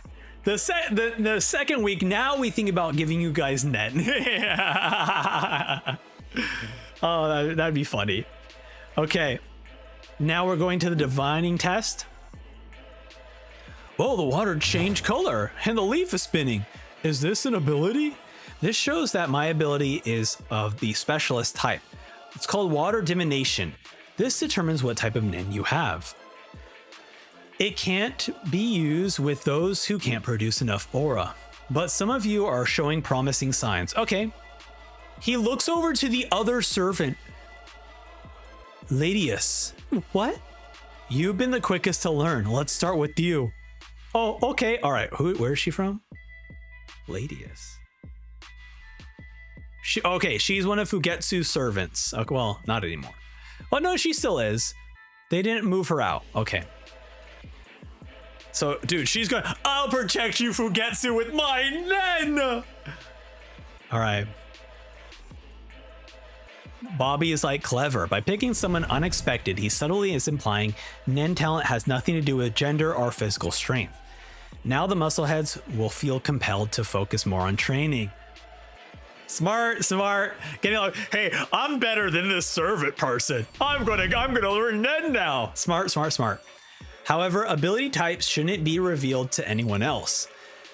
Though the impact is small for a specialist like me who remains ambiguous.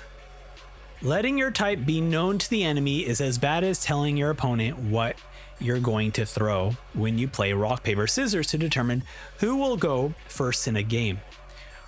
We will do it in another room to keep it confidential. Who will oversee the test? Only Bill and I. I can't agree to this. We can't tell if it's really the test if it's behind closed doors. If you tell us the criteria in advance, why do you even need to be there? Basically, you're right, but let me be frank. I promised you learn Nen in 2 weeks. We won't be able to be doing the divination the usual way, but in a way that requires our assistance. Bill and I will attend. That is non-negotiable. I said the impact is small, but that's only comparative. There is still a considerable risk to myself. I assert that information on you is payment as reward. Nice, nice.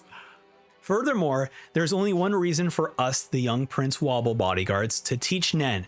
That is to boost the lower ranks Prince's guards with information and power to prolong the stalemate.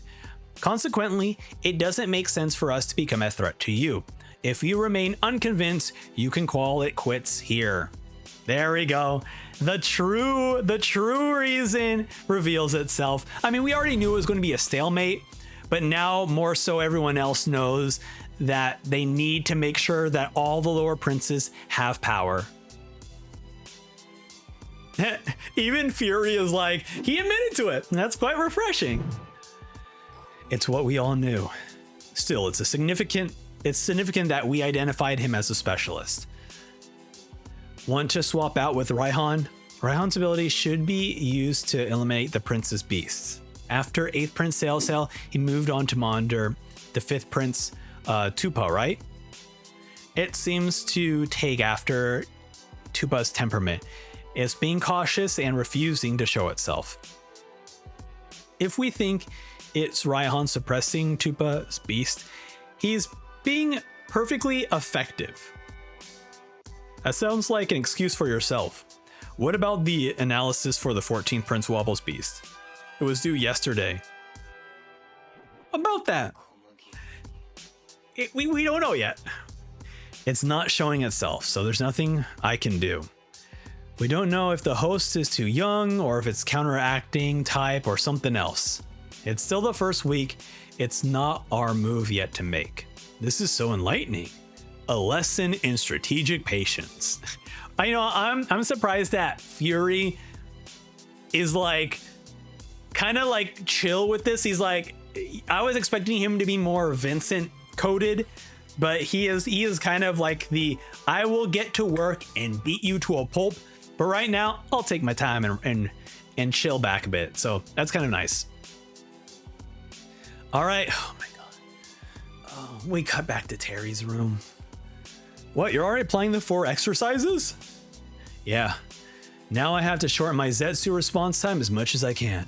What? In only 1 week? I'm trying to get it down to a blink of an eye, but that might take some time. He mastered this much, not awakened by force, but his own devices. What should I do? Time me from when I close my eyes to when I open them. Once it's less than a second, then we spar. He instinctively knew his needs combat to go above a certain point. Buying time with him will be rough. All right. By the way, I've been surprised at my own change of heart. A two-faced woman can be pretty cute. Oh no. He's got eyes for Theoda now. Oh man. Theoda already on the line. Man. Oh, that's tough, man. That's tough. Insane. Oh, dude. Okay. Insane. What is Hulk cooking? I love it. Oh, you're right. Oh, I didn't even think about that. Because originally I was like, okay, this is just an experiment to see what happens to the person inside the body. But this can be used so much more powerful against against the princes. Oh my god, hold on a second. This would be crazy powerful. Damn. Okay. I'm thinking. Cube says, imagine if Zhang Li just rolled people over with this wheel. I would love that. If you've ever played Dark Souls, it's like the pinwheel guys that just keep on spinning and hitting you. That's exactly what his ability should have been. Oh, I love it. And Cube says, I forgot, do we know Bill's Hatsu? And no.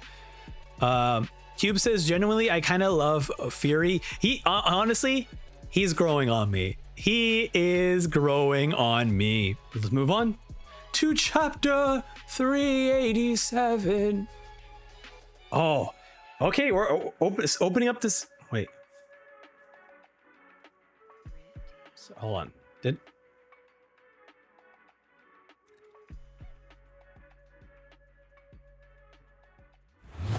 This is okay. We're already cutting it. This feels like we've been on this page before, but we haven't. Close your eyes and focus. A Zetsu while listening carefully is pretty difficult. Maintaining your Zetsu while following my... Oh, okay, no. We're seeing it from Terry's side. Ooh, we're seeing it from Terry's side. Okay, yeah, so we did read this page before. Continue your Zetsu unperturbed by all sounds, queries, and incidences. Doing this for 60 minutes should feel like a long time. All right, and then I did this thing. Oh, look, it's the pose on the back of the volume. Okay, okay. I got the hang of it. But unless I gradually close off my nodes, starting from my extremities, it'll be uneven. It really is hard to shut down the whole body's aura in one go. They're closed, huh? What in the world? There's something... He's viewing it through his Nen Beast? What in the world? There's something on your left shoulder. Okay, start over. That was a bit unfair, Theata dear. The enemy will be harsher than that. Focus. Focus. A dream. What was that? He has observation hockey? I didn't realize we were going into One Piece here. There's something on your left shoulder. He has future sight. Oh my god. No way. Theata. Sorry, in One Piece, future sight, only super strong characters have it and allows you to see a few seconds ahead in time. Get you guys up. Theata, was anything different about me just now? Okay, start over. Are you listening? The enemy will be... No, wait. She's not even paying attention to what he's saying. We're talking past each other. She said the... What? Oh my god. I'm locking in, dude. There was a dream, but a prediction of the future. Yes? No, never mind. Theata's back. So my daydream lasted about 10 seconds. If that was precognition, I changed what I said, but Theata ignored me and stuck to the original script. Focus. I'll try it again.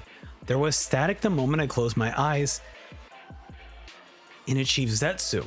If that signaled the start of the dream, the second static about 10 seconds later signifies the end. I feel like I couldn't move while I was watching the dream. If that's my ability and I'm defenseless while using it, isn't that dangerous? I'm not seeing it. And if the dream is happening while real time progresses, I have to risk 10 seconds of defenselessness to see a measly 10 seconds into the future. That's unreal. If that's my ability, the dream lasts but a moment. It should take place in less than the blink of an eye. I can't move once 10 seconds pass. Well, it'll keep going if I continue Zetsu. Does it end here? No, it's still going, but something's different. I can move now, time is advancing. I can feel it. I can feel Theata in front of me in real time. But the one in the visions is 10 seconds from now. The 10 seconds right after activation is an ephemeral 10 seconds. It shows 10 seconds into the future, and once the moment has passed, I keep seeing the world 10 seconds into the future. Theata moved. If I'm right, in 10 seconds, Theata will move in real time. A cup. I get it. Theata, you're a sadist. A new discovery? There she goes. 10 seconds on the dot. My hypothesis has been proven. Next, I test Theata's reaction. Only I can change what's in my future. Sire, it's okay. The prince is in training, don't interrupt us. In 10 seconds, I lost my focus with the crash and lost my Zetsu. But how will she react if I don't lose the Zetsu? If she can see my amended actions, this line should change into a phrase. I suppose their meddling is a part of your training as well. At this rate, your Zetsu isn't looking like it'll last long anyway. Start over once more. Interesting. Okay. The cup crashes onto the floor. My Zetsu continues. Sire, it's okay. The prince is in training, don't interrupt us. I suppose their meddling is part of your training as well. At this rate, your Zetsu isn't looking like it will last long anyway. Start over once more. I knew it. Theata sees me as I was in the vision. She hasn't realized I changed the future. Fine. Do anything you want. I'll give it my all. If I close my eyes in Zetsu, I can get a 10-second preview of the future. I don't care if you're writhing in agony or floor foaming at the mouth. I won't open one pore for you, so don't worry. And only I can change what I do in those 10 seconds. All right, so we see the beast kind of disappearing. She tossed a ball at me, of aura at me. I'm still in Zetsu. Maybe I'll open my eyes and talk to her. If I remain in Zetsu and close my eyes again, will it restart? Okay, she sees me with my eyes closed. The 10-second gap will be reset. Theata, dear, how do you feel about me? This is fun. Oh, yes, if I continue Zetsu, I can do it in a row. I'll go as far as I can. Okay, and then he knows, Hey, Theata, what are you doing? I love this phrasing. Just like, oh yeah. Hey, Theata, hey, stop. I see you pulling off that gun. Stop. Hey, Theata, what are you doing? Ladies and gentlemen, we have a surprise performance from the Royal Concert for those of you in high areas, tiers 1 and 2. For real, Theata, why? First, a flute solo by Melody. Please enjoy. Okay, fires. Whoa. He dodges out of the way. First, please enjoy. Of course, Theata still sees me standing there. She's going to think she actually shot me. This ability is so fun. And there's his reaction. What? We'll talk about it at the end of this chapter. Okay, he sees her. She's shocked. What was that? That wasn't my ability, was it? Someone else did something with their Nen. This world, oh. And then now he's like so excited about Melody's Nen. The world of Nen is way too fun. Oh my god. And then what was that? Gunshot, Theata, freeze. It's all part of training, it's all good. She's in shock. There's no way for her to understand what happened. I'll ask later why you tried to kill me. You should take a break, Theata, dear. You were tense this whole time. He's like, missing time? Yes, we heard a gunshot, and the moment we headed over, a beautiful landscape appeared in front of us.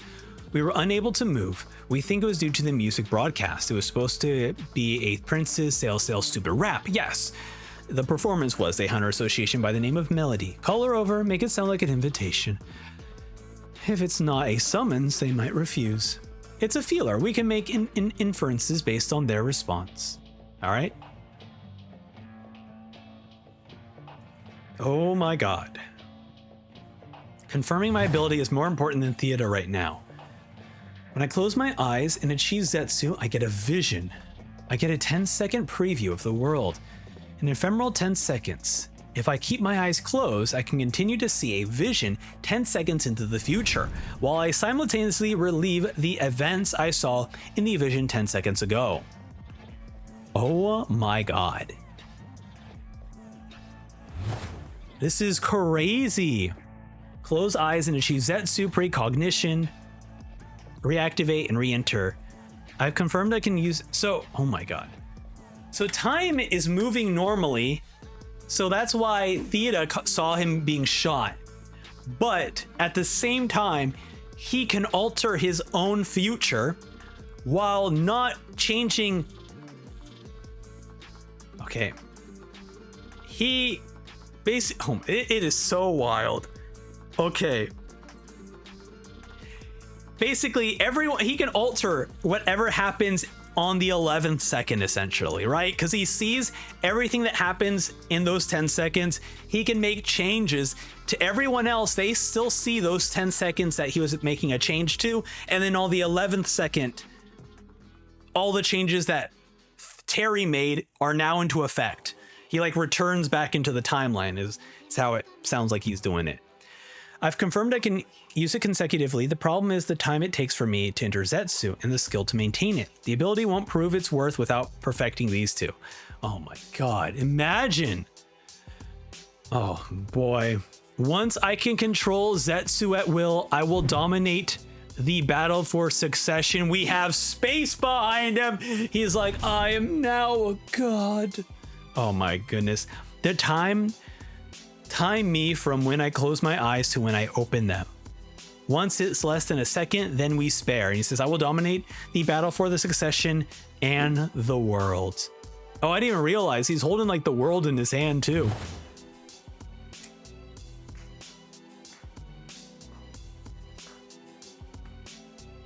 Damn. Absolutely incredible. I love that. Oh my god. People are mistaking precognition for time stop. It's interesting. I don't know. It's definitely not time stop though, right? Because everyone is still going through time as they normally would. Terry is just the only one who can see what happens in the future. Well, no, this is so weird because everyone goes about their time as normal. Terry can alter his fate in the timeline. It's like a poorly edited video almost, right? Like for real life, Theata shot Terry. However, Terry was like, actually, let me change that up. And so Terry's like, actually, I'm going to now introduce me surviving after you shot me kind of thing. It's so fascinating. I love this though. It's so cool. Yeah. Oh, you know, that actually, Cube, yes. This is King Crimson. Yes. Yeah. Absolutely. Because it is.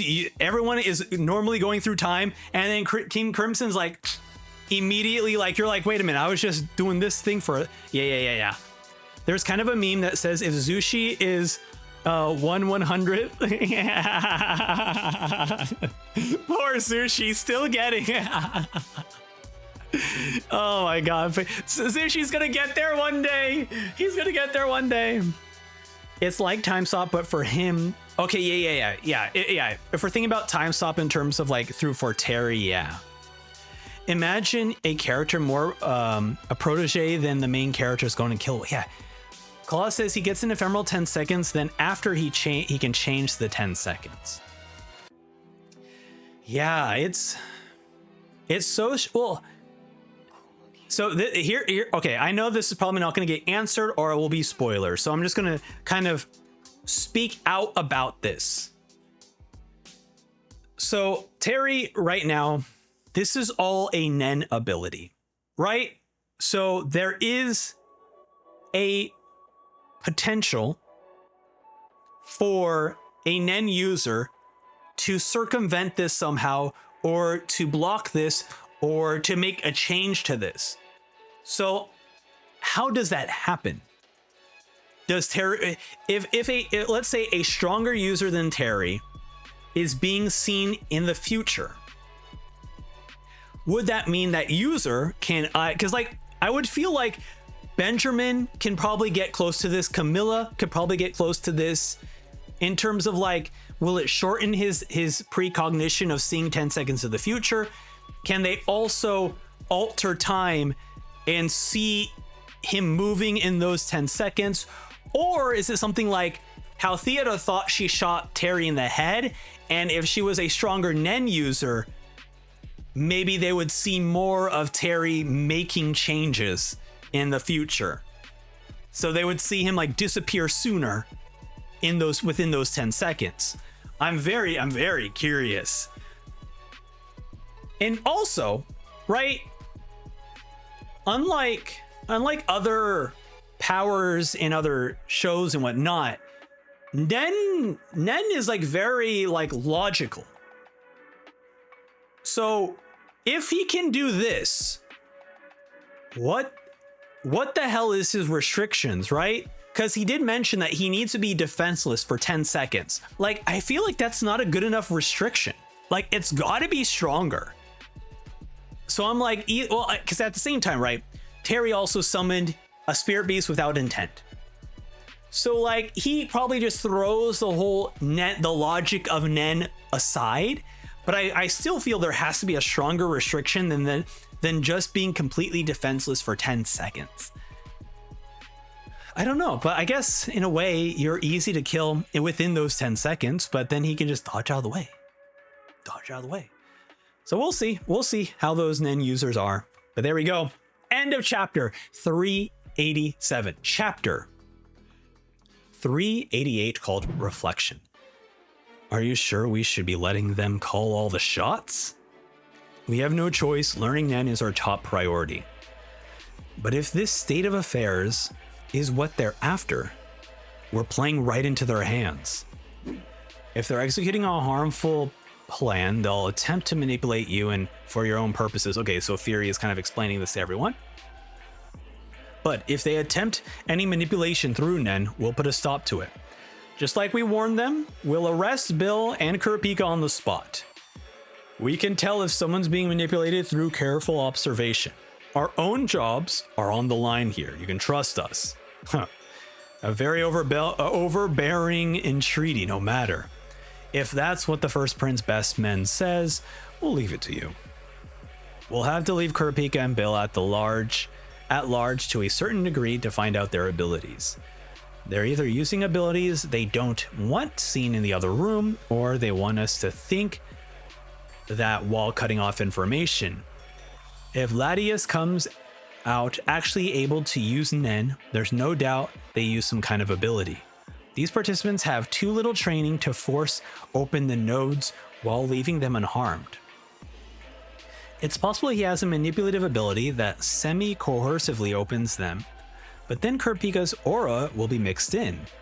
If I see multiple examples, I'll be able to tell if they're being controlled by Kurapika's aura. Oh. Interesting. Would Kurapika really like do the like dolphin thing of like taking someone's Nen, placing it into the other person so that they can get Nen immediately? Is that what he's going to do? I was in the belief that they would have learned Nen, but honestly, if Fury and Bobby are kind of thinking this way, they might be correct. But Kurapika's a specialist. If the victim awoke to Nen as a byproduct of his ability, I could understand Kurapika's confidence in the timeline he gave. In that case, the only things we know for sure are that Kurapika is a specialist. He baited us with the allure of learning Nen, and he used his ability to make us into defensive pawns. He's shrewd. It's not very likely, but we can't eliminate the possibility that Bill's ability is the real deal. and this is all a distraction. They proceed by releasing information piecemeal. You're right.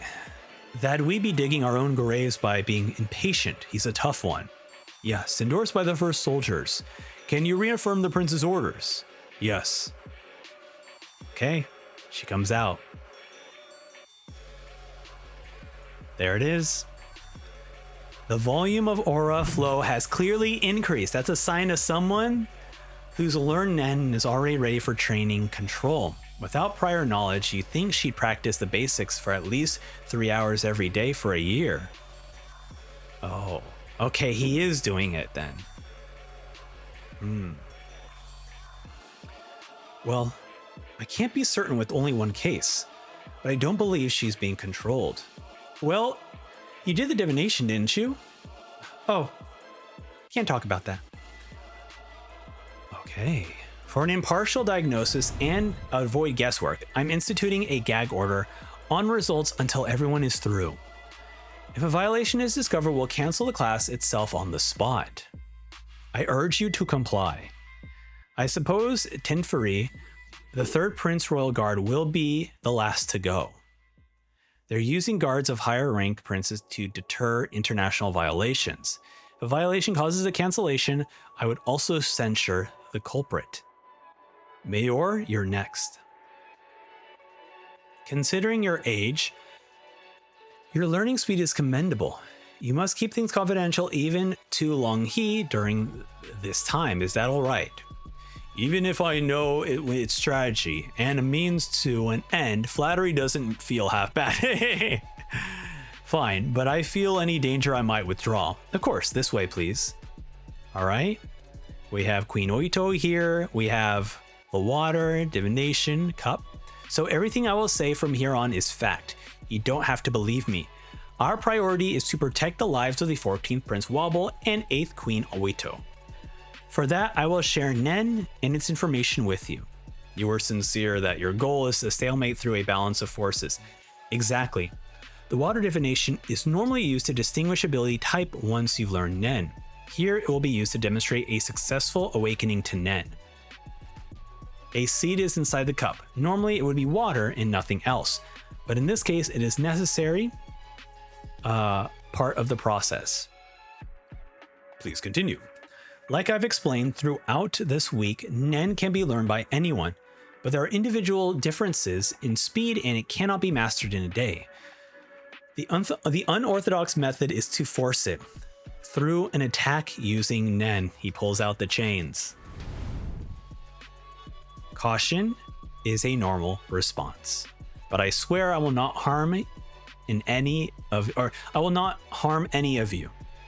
The word attack is convenient for conveying the taboo on it, but the term also includes healing and lending abilities. I see. Bill? All right. Bill uses his Nen on the cup. Bill is an enhancer. He can induce the growth of his target with Hatsu. Wait, is he going to is he going to send aura into him? So my ability will be awakened if you hold your hand over me like that? No, it's not as effective on untrained people, and it won't be as fast enough to keep our timetable. I'm going to borrow Bill's ability, then lend it to you. Technically, it's an indirect attack, but it's a lone type specialist move. And the ability itself is not aggressive in nature, but it has a side effect of semi-coercively awakening Nen in someone without abilities. If you remain unconvinced I won't do it, you'll open the door and tell them you declined. I like you to keep what we talked about confidential, but I know I can't bind you to it. Interesting. Interesting. And then Mayor walks out with Nen. Fury as I get, it's very clear, he's not being manipulated.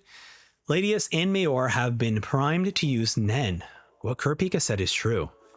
Now, we know for sure that Kurapika used his specialist ability to induce Nen awakening, but it's probably only one of his multiple abilities he has. The information he purposely gives us as acts as deterrence. If he has a different ability on each finger, as seems apparent, then we might as well still know nothing about his ability. I think a few more of you will be able to get to this point today. However, the end goal is to still come, which is mutual deterrence. Fascinating. The main thing is to be seen as a Nen user on first glance. This appearance will give you the corresponding defense as a result. So what he said is true? Yes, all true. Amazing. I can tell I'm overflowing with vitality, the aura rising like steam. It makes sense that continuous discharge would soon cause exhaustion. Just like holding your breath, imagine closing off pores and then slowly breathing out. His aura is flaring. That's very funny. They appear to be training in all intents and purpose except for incongruously massive amounts of aura. If that's an act, it's not a feat through manipulation. Seeing a highly skilled soldier with that much aura would necessitate caution and eliminate any physical advantage.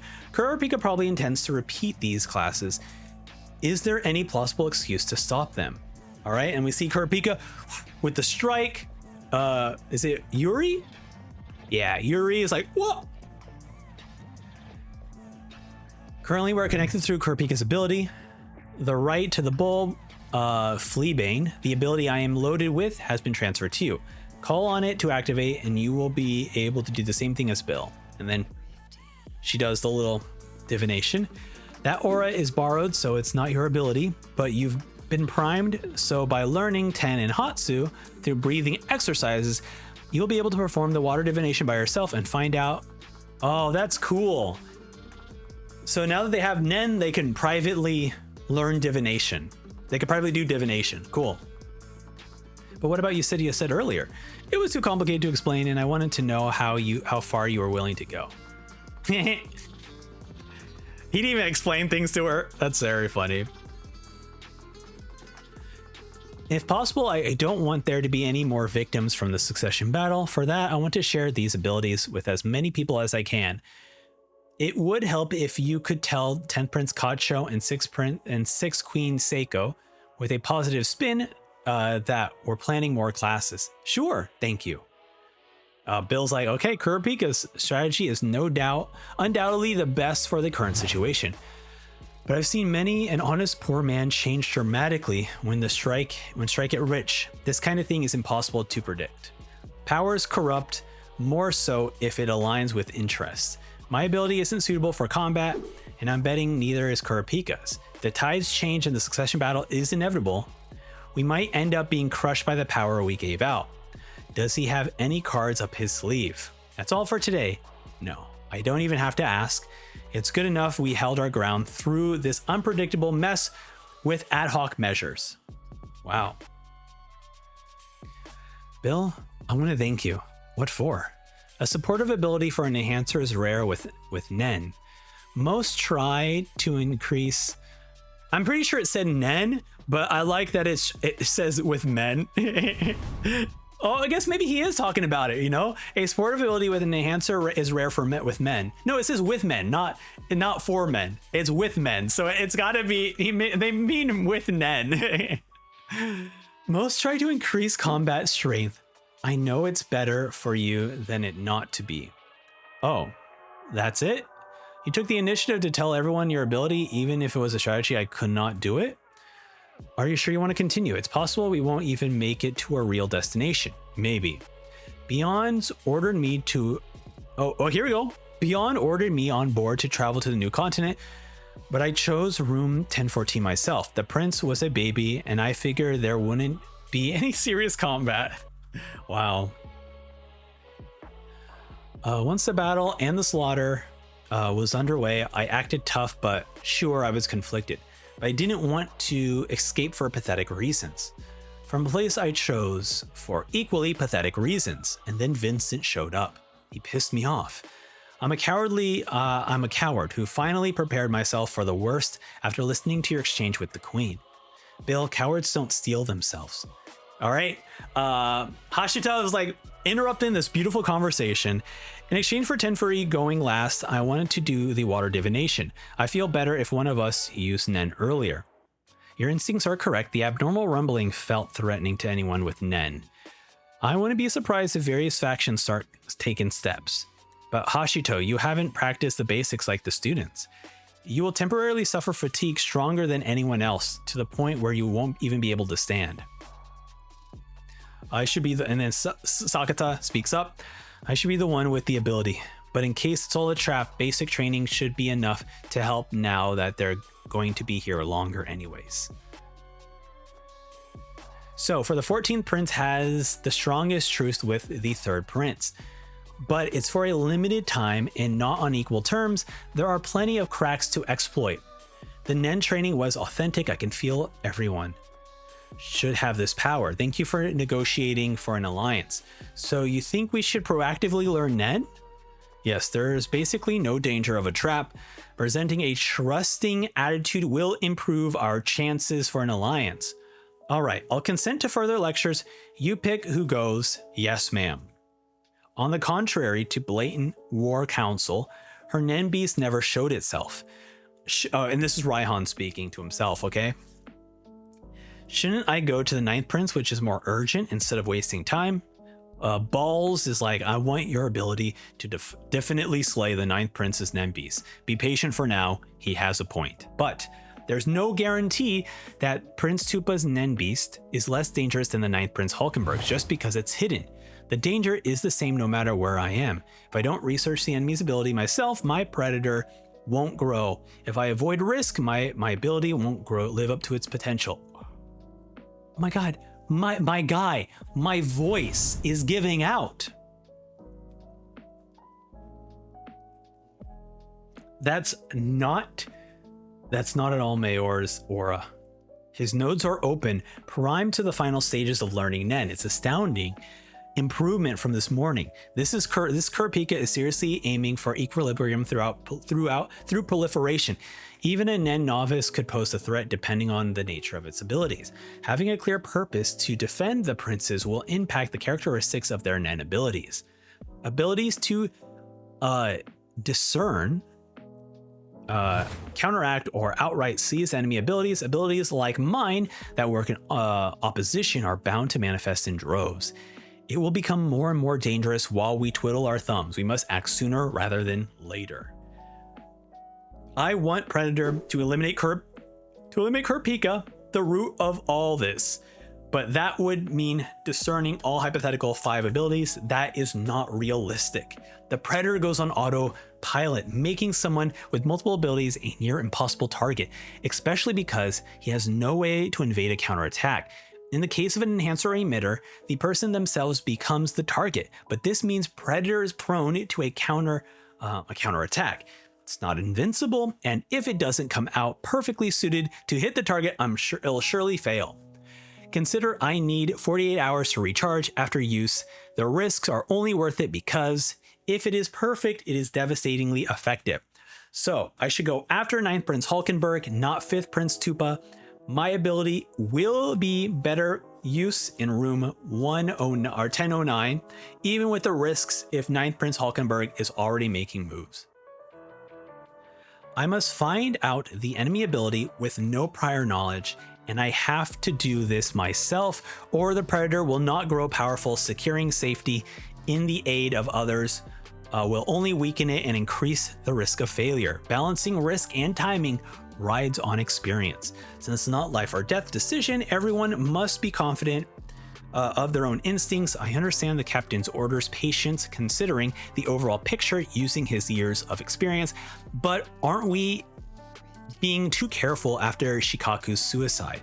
Isn't it progress that we learn 9th Prince Hulkenberg either has a manipulator by his side or his Nen beast is a manipulator?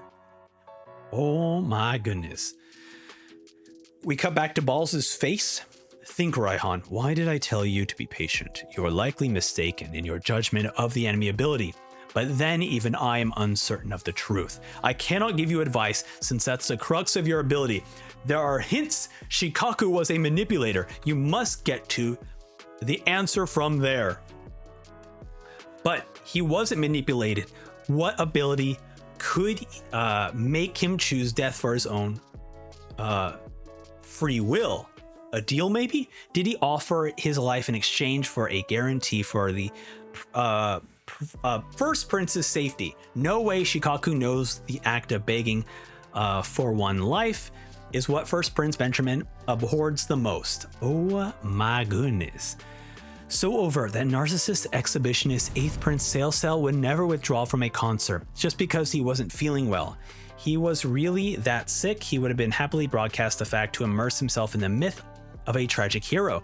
Since neither is the case, 8th Prince Sailsail is dead. And then reshuffling of the First Prince Benjamin soldiers means he was assassinated. I'm next. All right, Tube's like understanding. I had to find out 8th Prince's cause of death. And if he was assassinated by Nen, I have to make contact, or I have to make a list of convenient abilities or conceivable abilities and come with countermeasures. Giving those awakened to Nen the information with a mission may affect their burgeoning abilities. Henson, take this.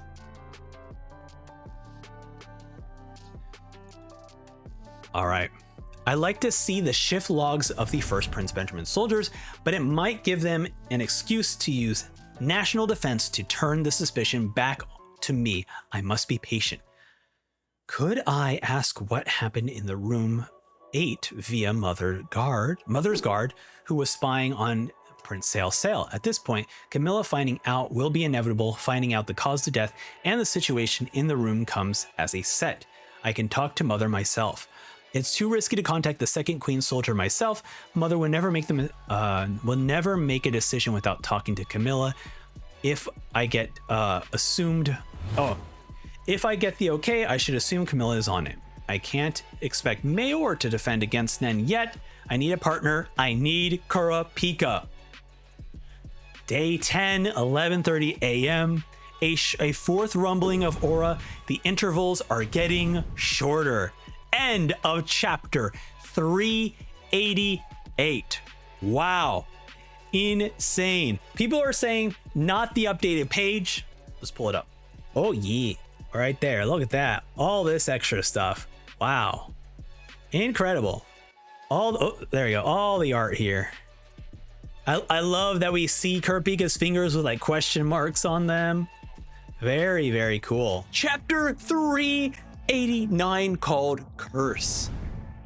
Well, Shikaku killed himself. I was in the master's bedroom with 5 others.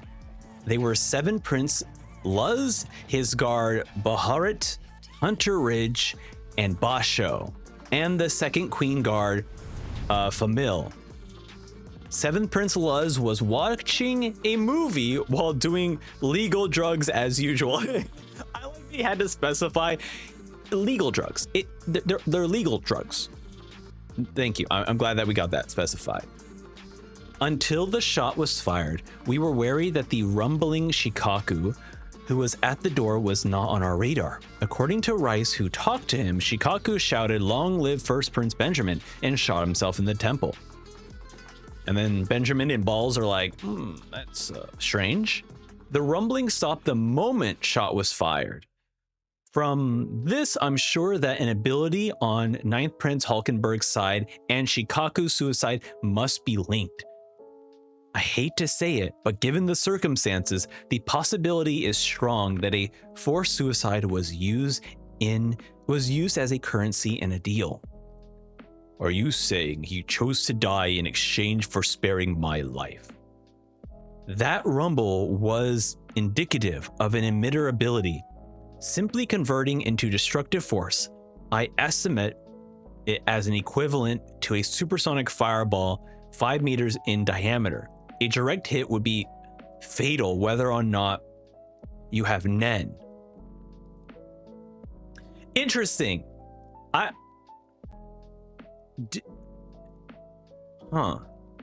Maybe I have to go back and see how Hulkenberg's ability was described.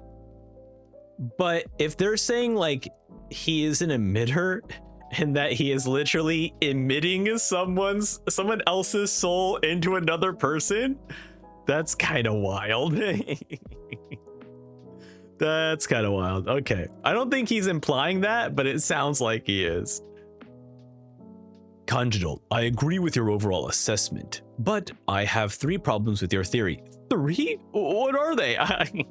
He's like, God damn, you gave me 3? All right, buddy, sheesh. First, if the rumbling was in preparation to fire an emitter attack, did Shikaku really think 9th Prince Hulkenberg would attack? We're currently in detention under surveillance in the VVIP area. Assuming 9th Prince Hulkenberg knew this via Shikaku or the Queen, he needed to attack the lower rank princes to reach us. It's out of character for him to force a suicide or sacrifice the lower rank princes as collateral damage. Even if he had a change of heart and decided to aggressively pursue the succession battle, this is too great a change too quickly. And this is anytime I get information from someone where I'm like completely wrong, I'm the same way. I'm like, oh, true. Yeah. Thank you for helping me understand this new perspective. 2. Why suicide?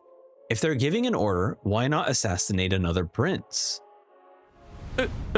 Also true. And 3. Can princes kill each other?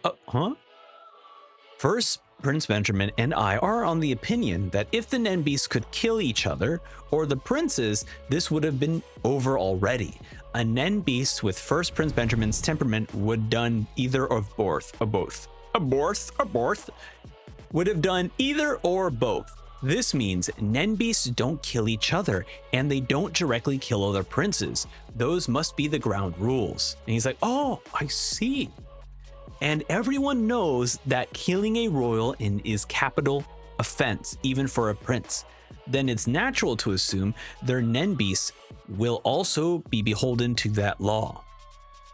Know that the 9th Prince Hulkenberg couldn't use Nen before boarding this ship. If that ability was his Nen Beast targeting the first prince, would run counter to its instincts, even if the prince gained the ability through the Nen Beast. The Nen Beast would never support an ability that could directly kill a prince. I didn't think that far. Doesn't that mean Shikaku was manipulated? That doesn't explain why he committed suicide, and Shikaku was a manipulator. He was aware of the countermeasures. First come, first serve. Shikaku would manipulate himself first to block the enemy ability. I didn't know that was possible. It's the crux of being a manipulator. Many are unaware of this. Raihan may not know either. I might have to give up on the idea of working on 9th Prince Hulkenberg. Then why did Shikaku kill himself? And the key to that question, why did he die in front of room 107? Room 7. The 10 always confuses me. Oh my god. The mission has become more delicate and requires your full attention, Kanjiro. You must remember all the details and observe closely what they do in room 1007 from now on to figure out the why. Dana. Wait a minute. I never thought about that. There we go. This map. No, because he's next door. Okay. So, because we know that Hulkenberg was experimenting on what's going to happen to, is it Sumidori, I believe? What's going to happen to Sumidori's body? What is going to happen to Shikaku that Sumidori is taking over when Shikaku dies? Does he return back to his old body? We do see a scene earlier this volume where he did wake up, but we don't know whether that was Shikaku waking up in Sumidori's body or Sumidori has returned to his own body. We don't know the conclusion to that yet. And looking at the map here, it definitely feels like they were experimenting, and so the closest prince of higher rank is 7. So I feel like that's why they chose it. But I do like that Balsam Echo is just like trying to figure out, trying to decide, like, no, they're like, something is weird here. Like, we don't have all the pieces to this puzzle yet. Love it. All right, day 2, Tuesday, 11:30 a.m. We're following Benjamin. A fourth rumbling of aura. The intervals are getting shorter. Vic, what's happening?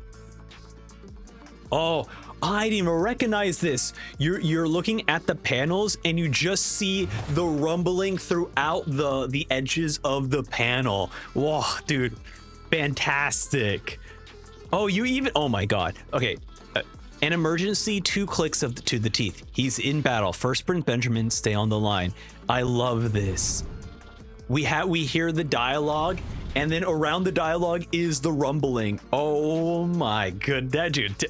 I've never seen it used in this way, but this is like might be one of my favorite just ways to express dialogue boxes, because it has like the jagged edges that you see in a lot of like shouting, but then to have the go all around it for it being rumbling is awesome.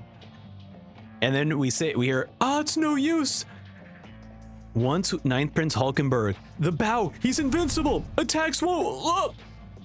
Oh wait, is he attacking? 7? Hear a scream. Okay. Wait, what? Vic's 2 sides of the same coin. Tackle shield was offensive, and well, hold on a second. Vic's in with Miriam. Interesting. Okay, all right. Unless they moved him, which is very possible given what's occurring with Hulkenberg. They definitely could have moved him, but Vic's 2 sides of the same coin. Tackle shield was offensive and defensive. I thought it would be possible for him, if not to overpower 9th Prince Hulkenberg, to maintain the status quo and keep him in check. 9th Prince Hulkenberg was more aggressive than we thought, and it appears that his power is impossible to defend against once they're ready to attack. You know it's coming, but you can't defend, avoid, or attack. It's beyond anything an individual could master in such a short amount of time. We should assume it's a weapon composed of his entire team. Exactly. Being more powerful than all expectations, they must be resolved to sacrifice a life without every shot. And then we have Benjamin looking at his fist. The Shikaku star appears on his palm.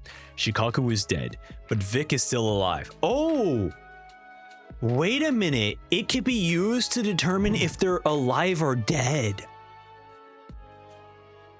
Wow, so each of the stars correspond to a very specific person, and he can check their vitals. That's pretty sick. Okay, it's not just an emitter attack, but beyond that, we know nothing. We need clues, but we can't waste any more of our Nen. Should we transfer Moose's owl from Second Prince Camilla onto a guard to investigate? That's inadvisable. We know far less about Second Princess Camilla's ability. Second Prince Camilla's ability killed Moose instantly. That's enough of a threat that it must be monitored. Besides, even if we could witness an attack, whether we could interpret our observations correctly is dubious. But 9th Prince Hulkenberg is clearly more urgent. Do you have a plan? Leave it to me. A serial killer is on the loose in the lower tiers, requiring redeployment of soldiers who are not personal guards. And we have plenty of evidence and motive to throw suspicion of premeditated murder on the 9th Prince Hulkenberg, since our soldiers keep experiencing abnormalities. Cut off the supply of personnel and separate his men from the command center. Exactly. If his ability is powerful, the best plan is to not let him use it at all. So they're planning to split him up. Okay, finally we get a name to him. His name is Steiner. Wait, no. No, wait a minute. No, Steiner is the guy we saw in the introduction of Volume 33. The guy who was reading the book and gave the presentation to the V5. Wow, we actually finally got a name for him. All right, so we have, what the heck? Hugert A restricted voyage permit agency special task force on loan to Gakeen Justice Bureau Investigation Department, and Steiner, restricted voyage permit agency special task force assistant director on loan to Gakeen Justice Bureau Investigation Department. All right, and so the team walking up. It looks, are they walking up to Hulkenberg's room? I mean, yes, they technically would still be in tier 1 with them, so they could actually get to the prince's room. Interesting. We have Hulkenberg. Basically, everyone's chatting up, it seems, over here. Okay, no, they arrested him. Ninth Prince Hulkenberg has been arrested. He'll be forbidden from having contact with his men until the trial is finished. Okay, so they... Interesting, without even a issue, he was easily separated, okay? Well, I guess because Hulkenberg is specifically, his resolve is to become king, and he's not going to kill innocent people, right? He's there for the princes so that he can become king. Okay. Vic's location and safety are unknown, so like Second Prince Camilla, Ninth Prince Hulkenberg will likely be released due to insufficient evidence and placed under surveillance. The opening trial will be crucial. Yes, a golden opportunity. We will get him then. Okay, they're planning to kill. All right, and we have this other guy reading Tyson's book, the Book of Tyson. Giuliano. Okay, his name is Giuliano. Shift change. Huh? Still reading? I thought you read it once. It's full of lyrics from classic songs, so it's hard to put down. A song is perfect to relay a message, and if you know it, the melody plays in your head. This book makes sense as propaganda, and the concept of each chapter and song pairing is perfect.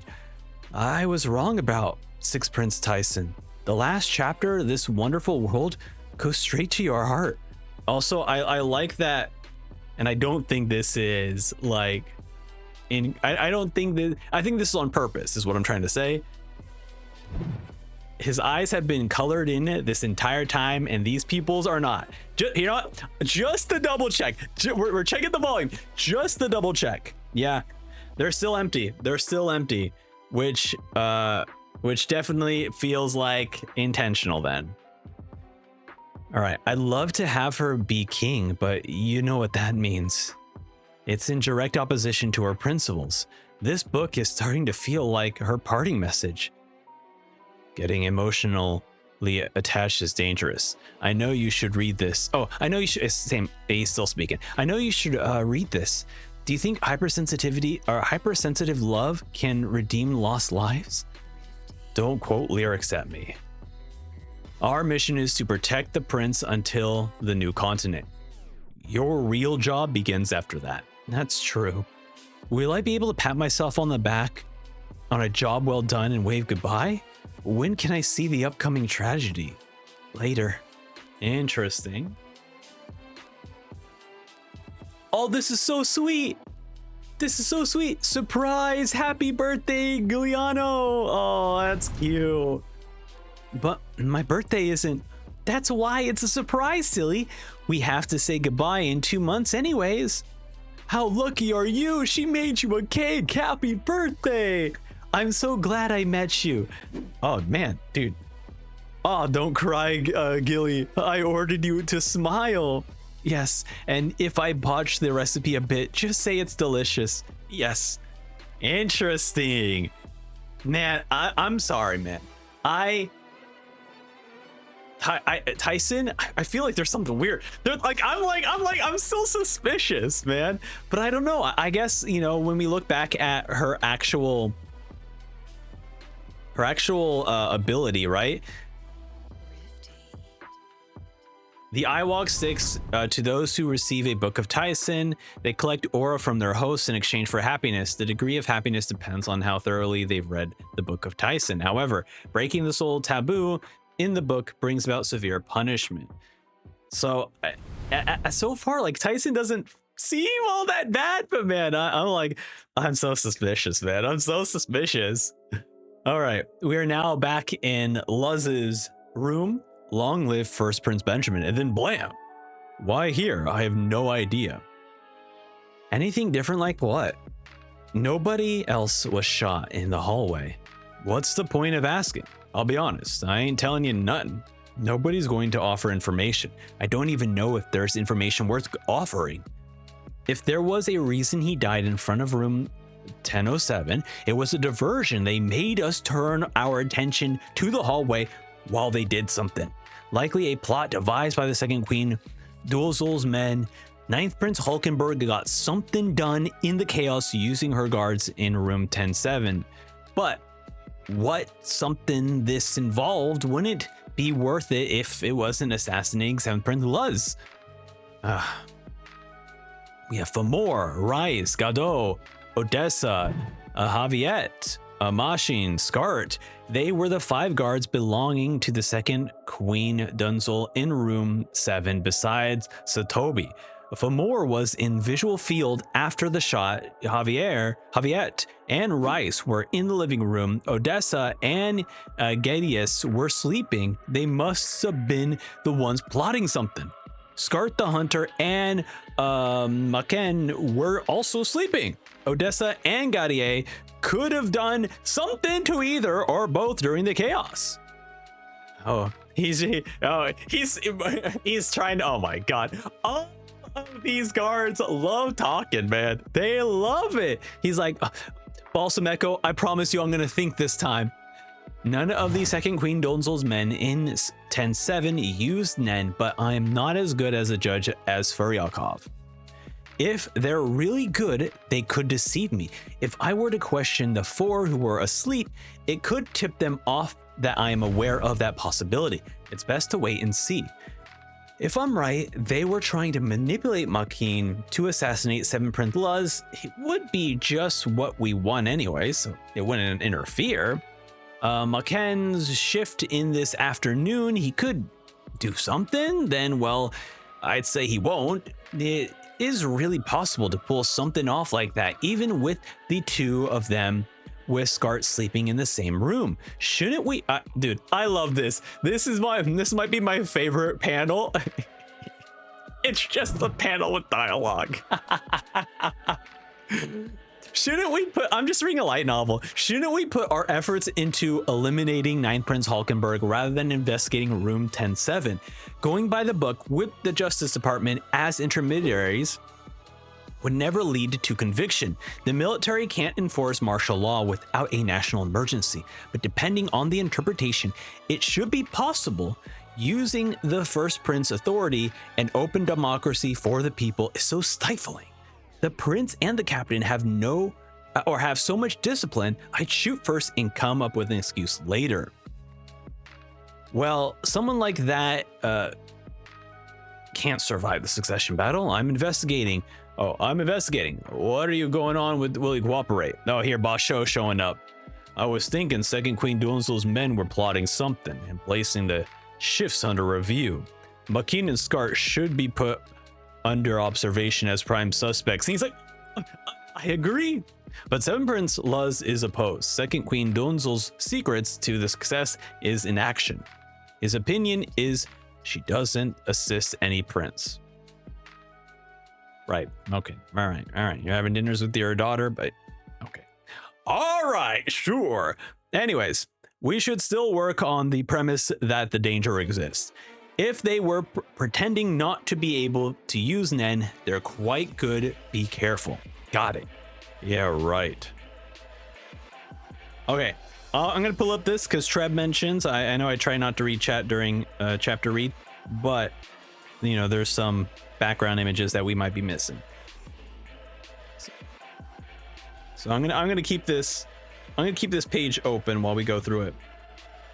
Yeah. I mean, it's his face, but you know, it's still there. It's his face background here. Okay. I think all of this charade perpetrated by First Prince Benjamin's men, an ability that activates through Shikaku sacrificing his own life. Oh no. Oh no. Basho, not this. No, don't think this way. Using Nen that amplifies after death would be powerful. If putting the suicide in front of the room 10-7 was a red herring, they're placing blame on the 9th Prince Hulkenberg, but they're actually after somebody else, maybe the 2nd, 3rd, or 4th princes. A hierarchical society wouldn't bat an eye at using the lives of its constituents as raw materials. I wouldn't be surprised if there were many who plan to use Nen after death. The most popular use is to cast a curse that haunts the target after death. But like the guardian spirit beasts, those should be visible. If they're already possessed by a guardian spirit beast, is there room for another? Anyways, I'll have to keep a watchful eye. We have the VIP area. Camilla is under surveillance, and someone says, I want to die. Okay, let's see. Okay, so we have like this creepy, like haunting figure over here. Very, very cool. And then we have someone like, oh yeah, no, that's already in there. Okay. Who is this? Who is this figure? Who is this person? Oh, okay. So this person, she pulls out a picture of Benjamin. Ever since I found out why I was born, I've been thinking of you every day. So we be reunited in the afterlife. I'll curse you to death. Mosawana. Second Prince Camilla's soldier cursing the first prince. All for Second Prince Camilla's ascension to the throne and her prosperity. Many ancient kingdoms had a custom of sacrificial burial. Ancient Kakin had a particular practice of afterlife companions. Afterlife companions were used to supervise princes who were unable to become king in the land of the dead to prevent them from turning into vengeful ghosts that cursed the king or the country. Though it was supposed to be an honor, they were compulsively selected from the have-nots, the lowest of the immutable caste system. The custom of the afterlife companions fell into disuse, but the caste remained, and they were forbidden from holding public office or joining military and holding rank. Okay, so they are no longer using this. Okay, understood. Gonna keep that in my mind because I'm sure this is going to come back. Also, you know what? She's probably going to be a big factor in this, so we will put you on the list, lady. Oh boy, we got more characters, holy. But Second Prince Camilla gave all the have-nots the opportunity to join. Oh my god. Oh my god. But Second Prince Camilla gave all the have-nots the opportunity to join her personal army, constructed a special ward on her private property, and gave them the same status and rights as the armed forces. With their overwhelming support of Second Prince Camilla, they spontaneously called for the reinstatement of afterlife companions. Combined with Nen abilities, they transformed into powerful cursed assassins. Oh my god. I promise you, I thought we were done introducing a bunch of characters, but now we have all these characters who are going to be using Nen after death. This is crazy. Wait a minute. No, these are all already dead. And right now they're wandering, cursing all the princes. Oh my god. I don't see a Wapol here. There's got to be a Wapol guy. Is this the snake person? Okay, either way, let's I'm not going to read all their names. I'll show you all their names again. We have Godal, Ignori, Bucket, Kako, Lisa Mineta, Bervena, Taller, Meshush, and Mosby. Interesting. They carry their target names, a photograph, and a piece of their clothing or bodily specimen at all times and curse them with every breath. The curse became stronger the more time went on and the closer they were to their target. The ability was activated upon their death, and the ideal was to commit suicide in the target's presence. What? That's dark. Oh my god. So, okay. I'm gonna try to understand this correctly. Camilla was like, okay, I need incels. And I'm gonna have the incels go to each of the princes that they hate the most and then kill yourself in front of them so that your Nen curse can curse these princes. That is insane. She is so unhinged. Wow. That is incredible. What an incredible character. Wow. Oh, there they, okay. All right. Just flip the page and we see Sariel. Okay. It was Shikaku. It's clear Shikaku wasn't a Kakin have not, but it's possible he used the same kind of curse. Ninth Prince Hulkenberg's men are multinational, so we don't know where they're from. I wouldn't be surprised if some circumstances are similar to ours. If Second Prince Camilla gets cursed, you will put your own life on the line. Second Prince cursing the 14th Prince. All right, there's our Wapol. Okay, so they have not yet gone to the princes yet, but now they will. And because they are the second, because these are guards of the second prince, none of the other princes can do anything about it. Okay. Wow, they have an exorcism on staff, or sorry, an exorcist on staff. Wow. Okay, we don't have companions. We're ready to do it. We have Nukon and we have Kavik. Oh, because Sail and Momo are no longer with us. We use our lives for Second Prince Camilla and the future, not dead princes. Second Prince Camilla gave us a choice when we weren't even human. Those relieved of duty will investigate whether there are exorcists among the enemy. Oh, here we go. Dust in the Wind, Hellfruit, an ability unique to Kakins have-nots. Carry an object connected to the target along with a dagger and a curse that the target every day. On the day of the deed, burn the object, drink the infusion of the ashes, then commit suicide with the dagger to activate the curse. That is complicated. Never bother Second Prince Camilla. Yes, ma'am. The target will be deprived of aura, and in the case of the most powerful curse, will be exposed to the force of the curse under enforcement, Zetsu, which will be fatal in a few hours. The risk of failure is too high to attempt to curse a higher ranked prince while the guardian spirit beast abilities are unknown. We don't know how loyal the hunters are to their mission, either which target has a chance of success, or if they exercise the curse, we could at least flesh out the Hunter Association exorcist. Maybe the 10th, 11th, or 13th princes? The 14th's curse hasn't had enough time. Call the major domo. Right. Well, I want to send a curse today, but I have to have the prince live a few days to see if the hunters have an exorcist among them. What do you think is the most suitable, Mosbe, Meshush, or Taller? Well, if the curse is sent from the room, it would make 3 months for all 3 to take effect. From room 2, Mose will take 10 days and the others will take 2 weeks. Captain, the 10th and 11th princes are being held for an escape attempt. We also heard rumors of fatalities. What? Won't their rooms get sealed then? It will take more than 6 months if they're in sales. Then 2 weeks with Taller. Hold on. That was if the targets are defenseless. Huh? The royals are depending on the prosperity of the dynasty are protected by the noble guardian spirits. Impertinent curses sent from the safety of our own territory will be obligated with one sharp look.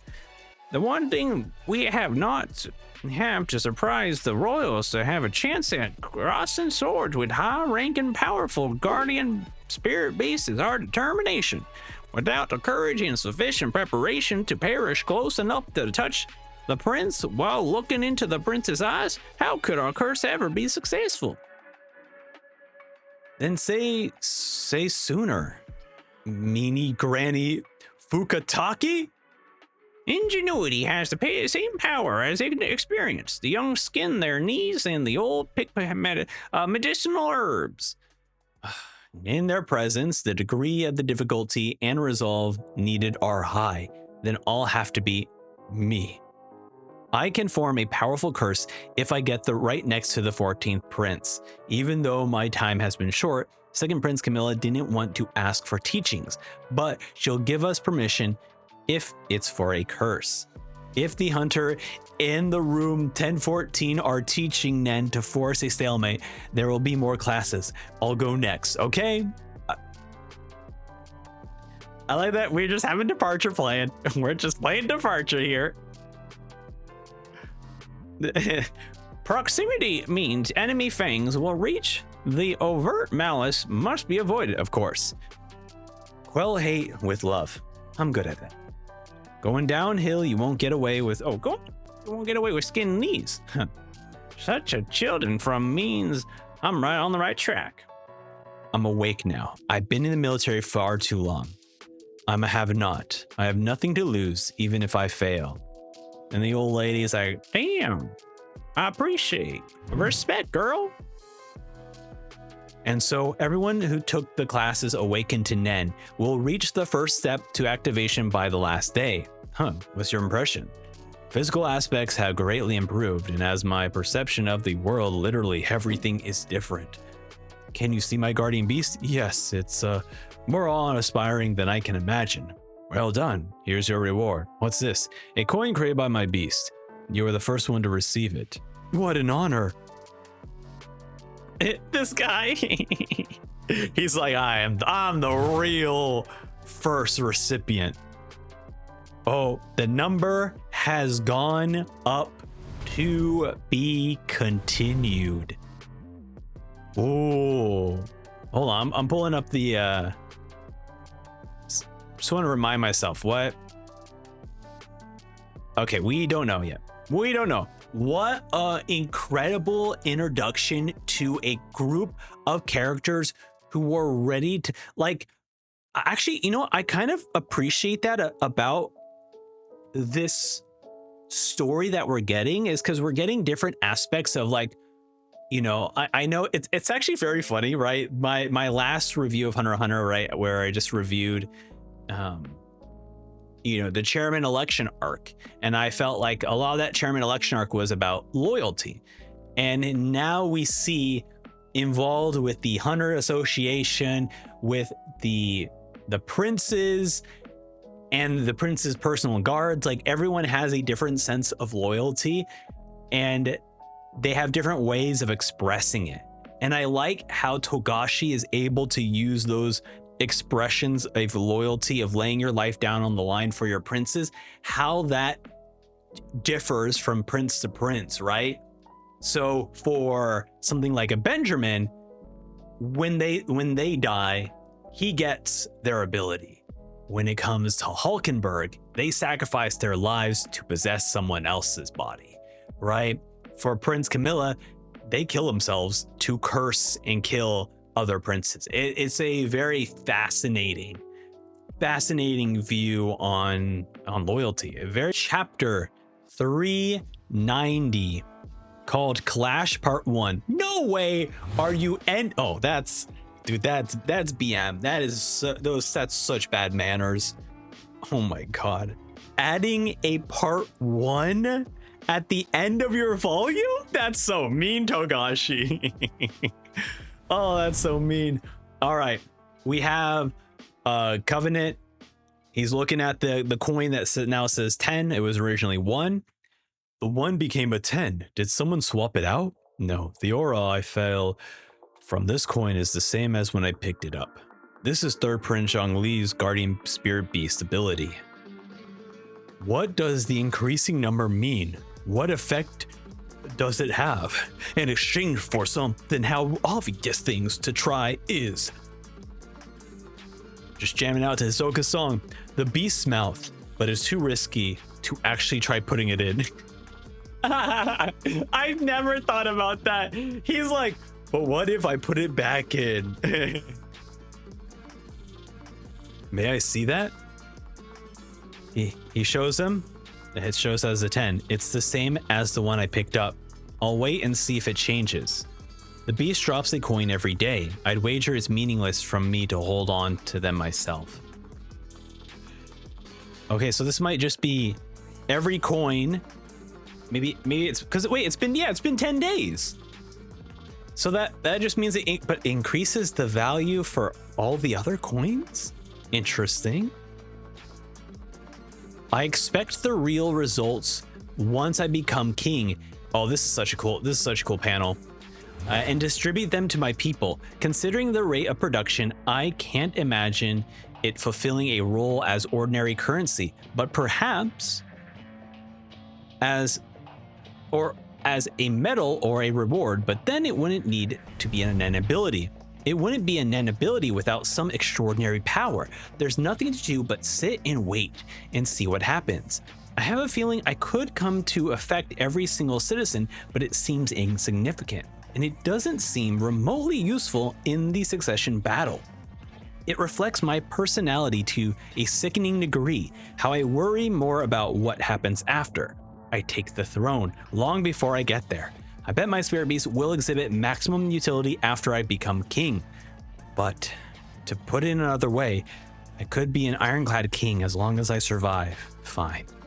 Then I will win the throne on my own. A true king makes full use of both the light and the dark sides of society. This succession battle is where I prove my command of the underworld. We're going out. His resolve. All right. And then we see Zheng Li. He's leaving the room. Oh. Where to today? The Shiyu boss's room. Allow me to escort you, sir. Third Prince Zheng Li has arrived at Boss Onyard's room. Oh, dude, I love they open the door and we just see this dark hallway with the pathway lit. Oh man, that's so cool. Wow, he has so many crazy creatures in this room. What the heck? Long time no see. How are you feeling? My doctor bugs me about my diet. I'll live the life that I want. The succession battle has started, and 3 of my siblings are already dead. I see. My brother Natsubi was the one who survived his battle. You gotta do it now. Guardian Spirit Beasts are the key to this battle. Do you know anything? No idea. Second-rate nobodies are never told nothing. What about superpowers called Nen? Never heard of it. But some of the youngings use weird powers. I'll ask around.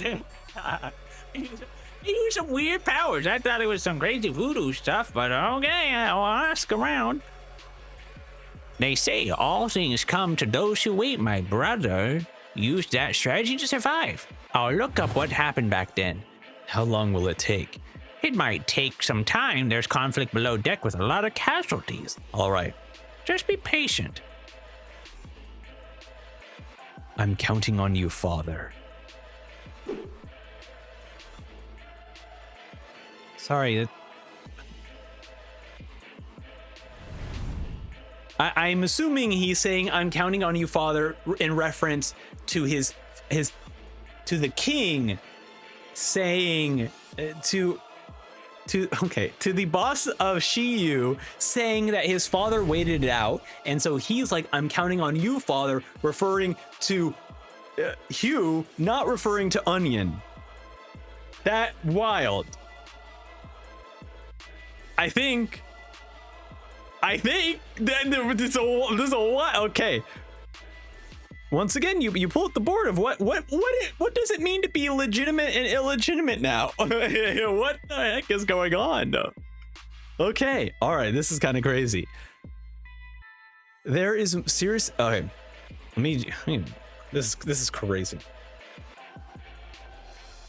This is more serious than we thought. The new heli boss is quite crazy. It's a massacre. Yes, sending her people everywhere to kill. I don't understand why.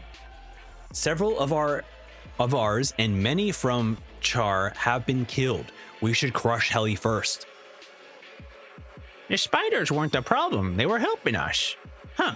Are you sure they're not making stuff up to get to the hideout? No changes. Keep searching for Ashoka. As planned, we need to control the spiders. Yes, sir. You're positive he wasn't in tier 4? We combed over it with a fine-tooth comb. Then given the spiders permission to search. Oh, then given the spiders permission to search tier 4. Go look for Hisoka upstairs. Are you sure? It's fine. While you search for Hisoka on tier 3, kill Mordo Prudo, kill Morena Prudo, the Heli Bosch. Just want to specify in case there are other Morenas out there. He really didn't need to specify. I feel like we already knew. Zakuro, Lynch. Reboot the manhunt. Yes? Oh, reboot the manhunt? Yes, tier 3. We have more targets. Ouch, I'll need to get more units of blood. What the heck? I love the design of these characters though. Oh, what the hell is she reading? Okay, that I don't know if that says anything. The magazine. Let the feud begun. Crush Heli. Oh man. We cut away. All right, we're going up. Oh no, we don't cut away. They're heading up to the tier 3. We're going up. A fight. Good luck. Yep. Tier 3 has calmed down, but Heli is on a rampage. Do something about it, and soon. Who do they think they are asking? The soldiers' motivations is proportional to their tier. We're starting out one end to flush them out? Yeah. Thankfully, there's not as much traffic as on tier 4. Where should I do it? It's my own ability, but I'm not looking forward to it. Shiyu is here. Go tell the boss. Aye aye. All right, some of the Morena folks are disciples, simps, or whatever you want to call them. They're noticing. The couple at the burger joint at 9 o'clock, they looked at us. Could be lookouts. Got it. Get the rundown from the guy. Okay. Hey man. He's eating his burger, looks over at them. Mind if I ask some questions? Oh, sure thing. But that guy behind you seems to have a beef with you. And then slices wait, which one is it? Okay, I already forgot their names. I know Lynch is one of them, and Zakor. Okay, all right. So Zach gets sliced. He holds his neck, spurting out blood. Then the guy who was originally eating the burger kicks Lynch. Okay, everyone's watching the fight go on. All right, it looks like... Okay. Nothing happening. The guy goes back to eating his sandwich. The other guy starts to whistle. You sure you can afford to pick up girls? Your friends will die. And then I love this guy's just like, worry about yourself. Shouldn't you go back? Just take me to your boss, then I'll spare your life. Too bad, Mr. Mafia. The soldiers can't turn a blind eye to a fight in the food court for 5 minutes tops. If you hurt a civilians in broad daylight, they'll have to arrest you, even if they're in bed with the Mafia. You should run, Mr. Underboss. The power to the people. They didn't list themselves on the Mafia member list, so this killing spree is for the sake of fighting alone. It has nothing to do with the turf or money. Your boss has broken too many rules. Tell her to bring it on. And then she's like walking away. Fascinating. So they're not considered the Mafia, so they can just kind of kill, but they can also just bribe the guards. Oh man, this is a nightmare. So you're Shiyu, right? You answer my questions. Shouldn't you help your friend? Huh? And then, oh dude, sick! That's so awesome. He uses his blood as like a weapon. That is awesome. Wow. And then he just slams the guy to the ground. Thanks. It takes a lot of nerve to cut myself. Oh, okay. Zakuro Custard Manipulator. The ability, it's a bloody small world, a bloody Mary. Manipulates his blood at will. The IV line is both practical and a limitation. Okay. You guys are Heli? She's like, she gets up right behind the guy. How many are there? We got 23 people.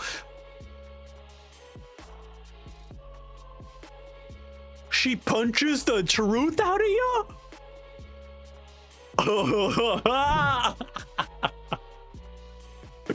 Oh my god, she punches the truth out of you. What the? A voice came from my body.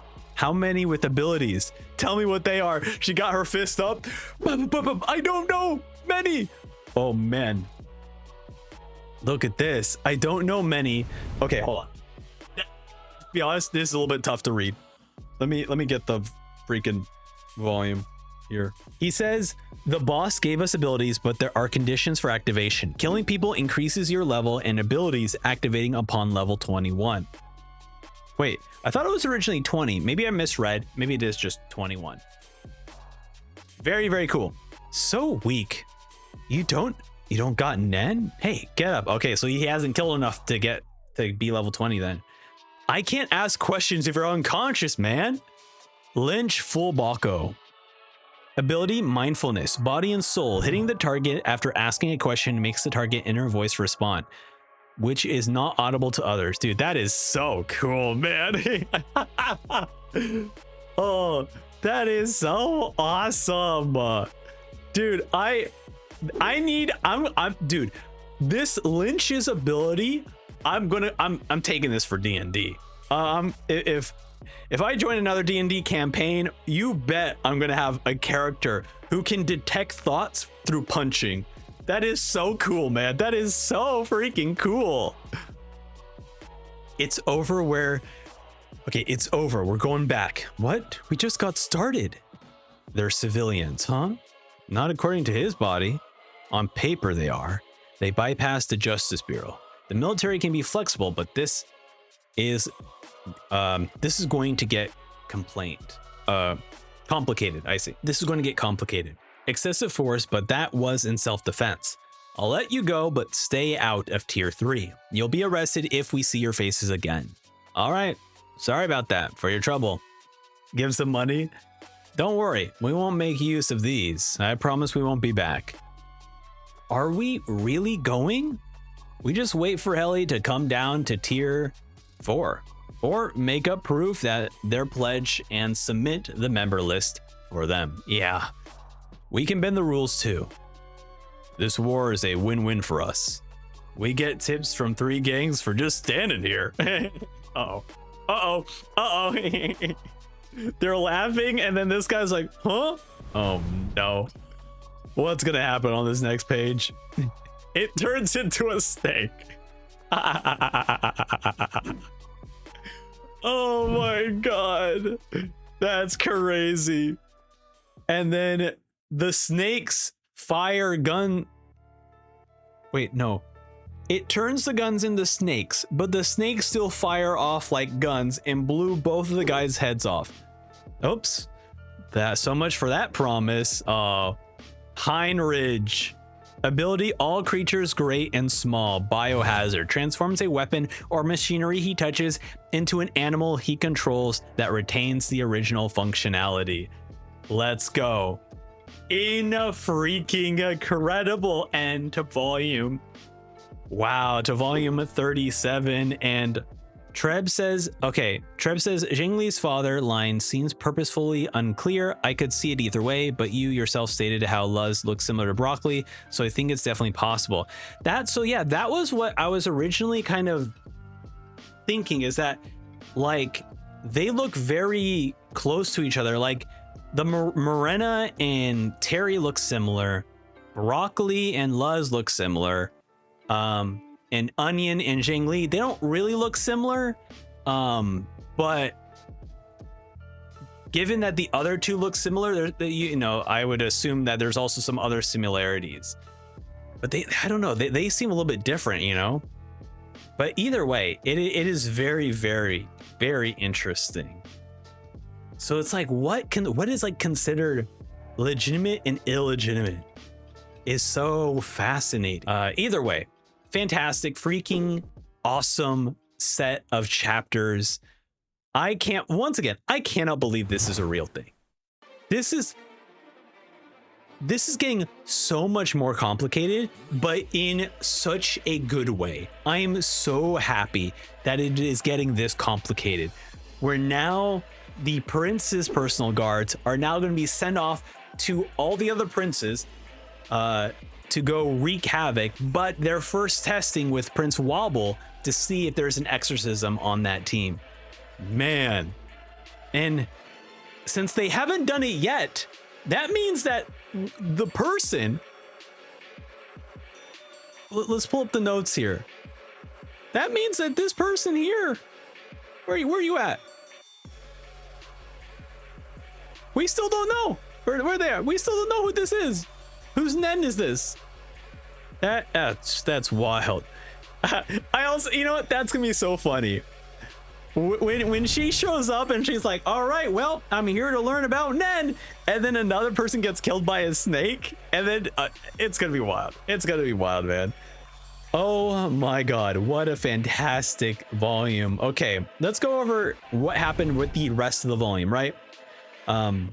So we had at the very beginning, right, the king mentioned that he still had a role to play in this, right? This was during the moment when Hulkenberg was like, I'm going to kill you, father. And the father was like, actually not yet. It's not time yet. Which very interesting, because that kind of, I feel like, goes back to what I think may happen, which is that there are 14 coffins. And I do think that one of these coffins is meant to be for the king. The king is meant to sacrifice their own body for the sake of their child, whoever wins the succession. So that's what I'm feeling, and that's why I feel like, you know, he needs to be there for the final, right? He needs to be there for the very end. Very fascinating. Such a cool story, man. This stuff is so engaging. Shikaku's ability. This is... I still love that we just get a Yu-Gi-Oh reference out of nowhere, creating the cards and being able to capture Nen abilities in your card. It's just a shame that Shikaku just wasn't able to do that. You know, we get to see part of it, but he just wasn't able to actually do the capturing of abilities. But so cool, so awesome. Love that moment. We also have the Raihan Shioshi team up against Salsal. That was incredible. First, obviously, you got the Raihan doing his typical lecture, right?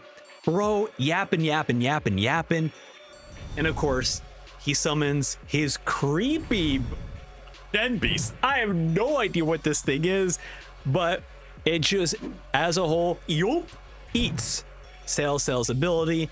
And then Yoshoi showing up. I still don't fully understand his ability, even though he kind of breaks it down. It's like, why are you good at killing?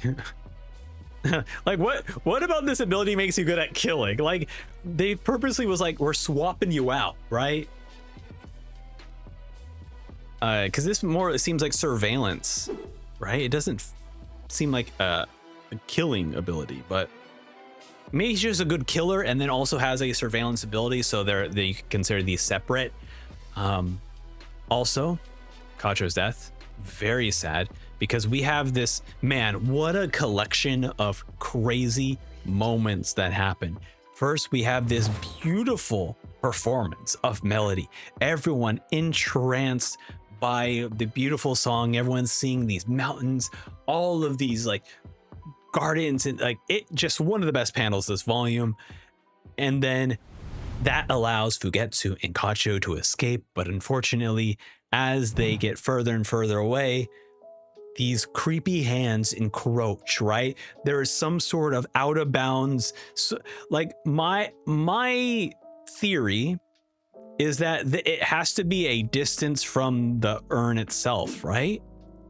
Because how would it, because like, it doesn't actually make sense for them to be unable to leave the black whale and have this restriction on it, right? The restriction is like, oh, you have to be on the black whale. Like, the restriction has to be something that is universal, that we can use during any, right? Because the seed urn is passed down from generation to generation, so there wasn't always a black whale, right? So this has to be some sort of proximity to, it could be proximity to the tree of Kakin, It could be a proximity to this, or it could be a proximity to the seed urn. So that is very fascinating. I'm very curious if we'll ever see what limit that is. But it is also unfortunate that we learn about Kacha's ability at the end of her life, where it just took over her, basically created a duplicate of her to protect Fugetsu, which is very, very depressing, very, very sad. Claw clarifies, helps me better understand what's going on. It injects a poison or something, right? Okay, so it is a lethal ability. Okay, that's good to know. Oh yeah, Keenly's death as well, of him going like, hey, I'm glad I was able to help these two out, but you know, I want to go see my wife and kids now. See you later. That was also depressing. Oh man. And then we go from the depressing to the scary, which is seeing Terry's Nen Beast. A beast created without intent from his alter ego, the thing that just inside Terry, his natural form is there, as well as the Guardian Spirit Beast. Absolutely frightening imagery, to the point where it is so frightening that Theoda is like, now is the time I'm going to kill Terry. And she does. She kills him. Everything is all good. Or so you think. Because, man, what they reveal here is some of the most fun and insane kind of ability, which is Terry's ability to effectively win in Zetsu. He is able to see 10 seconds into the future and is able to make adjustments in those 10 seconds, allowing him to quickly avoid Theoda's firing of her gun. And I love this because I've been trying to think of how this ability works against stronger Nen users, right? Because he sees 10 seconds into the future and he can alter what he does in those 10 seconds, right? Not what he only can alter what he does in those 10 seconds. Now, if he was with a stronger Nen user, do those 10 seconds reduce? And so he has less time to do what he wants to do, or yeah, it would be have to be, or does he not see what happens at the end, right? Like I'm just very curious how a stronger Nen user against this ability will work. Because I feel like there has to be, like, I also mentioned that there has to be like a limit to his ability, right? The current restriction is that he needs to be in Zetsu and it takes him a while to get into Zetsu. But I feel like that is not a strong enough restriction for how powerful of an ability this truly is. This is mind-bendingly incredible. So, and also, not to mention, we're slowly getting princes to have their resolve, right? Terry has gotten his resolve of being king and king of the world. We have Hulkenberg having his resolve after speaking to his father, realizing that the only way to beat the succession and to stop the monarchy and this crazy ceremony is to participate. We're now seeing that with Zhang Li also making that commitment of like, I can't idly stand by, I have to go do this. So we're seeing all these princes having their resolve to participate in the arc.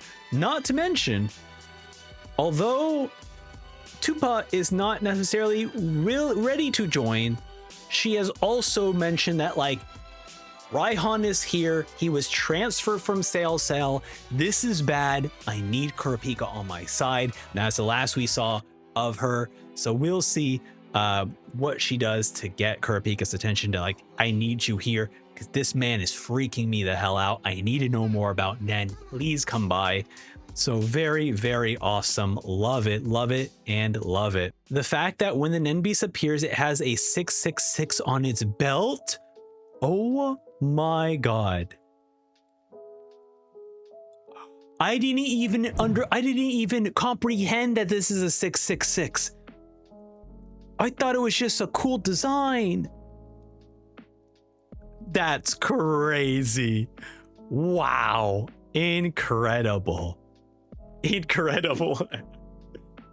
Oh man. Also, we got that Morena is not on tier 3, but we do get to have this awesome moment where the Shiyu is now heading upstairs to tier 3, going to deal with Morena. We see how powerful the two Lynch and Zack are. Absolutely awesome characters. They're like, what? Togashi has so many ideas and has so many creative abilities for characters. Incredible. Absolutely incredible. I love that, dude. They're so much fun. Dude, I'm loving the Mafia more and more and more. Incredible. What else we got? Kanshiro returns from room 7. Balls says, make him remember everything. And okay, so this is when they were kind of trying to figure out what it was that Hulkenberg was doing. Because they're still trying to figure out why did Shikaku come over to room 7 and kill himself, right? Was it something that Hulkenberg did? Like, they were just trying to figure out the importance of why. Now, from what I believe is, right, we already know that they are trying to test this theory, right? They are trying to test the theory of like, what happens to Shikaku's soul, right? When Sumidori takes over, and what happens to Sumidori if Shikaku's body dies after being killed again? We see Sumidori wake up, but we don't know whether it's him or Shikaku. So I love that bit of mystery. We also know that room 7 is the oldest prince that is the closest to Hulkenberg, because Hulkenberg is in room 9. He has room 11 to his left and then room 7 to his right. So I assume it's just because we're going to the older prince. Nothing particular about Luz, but who knows? Maybe it is something to do with Mafia. Also, we get this awesome panel here, which I just love. The way that they're feeling the rumbling and the way Togashi kind of represents that visually through the dialogue boxes just looks so cool. Very, very awesome. We also are learning more about Prince Tyson, right? Giuliano is reading more of the book, so he's going to become more and more happier. Oh, that's so depressing though. Oh my god, I didn't even realize that. Oh my god. So, right, the more you read the book, right? The Eyewogs collect aura from their hosts in exchange for happiness. The degree of happiness depends on how thoroughly they have read the book. Now, it does say hosts, though. Because I was thinking, like, if everyone that is helping Prince Tyson is reading the book, does that mean the Wogs are basically pulling the aura away from Tyson, and so she'll slowly become more and more exhausted over time? But when they say host, it looks like they do attach to people and then become the hosts. Interesting. Oh, no. Sorry, I misread this entirely. The hosts are giving away their aura to be happy. That's actually scary, more scary than what I thought. Because now this is not about Tyson. This is about Giuliano, who has his own earwog.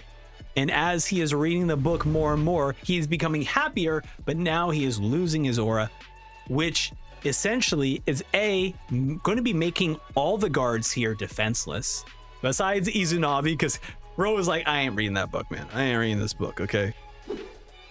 It's gonna make the guards more defenseless, and they're gonna be more exhausted. Wow, that's so sad. Oh man, dude, that's gonna be so sad. And then,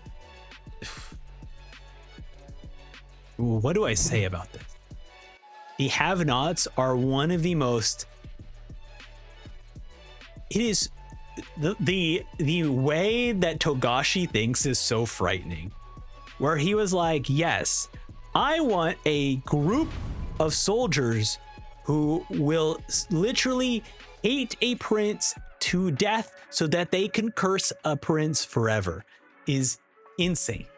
I cannot believe that Togashi was like, this is the Camilla's Royal Guards, which, hey, you know what?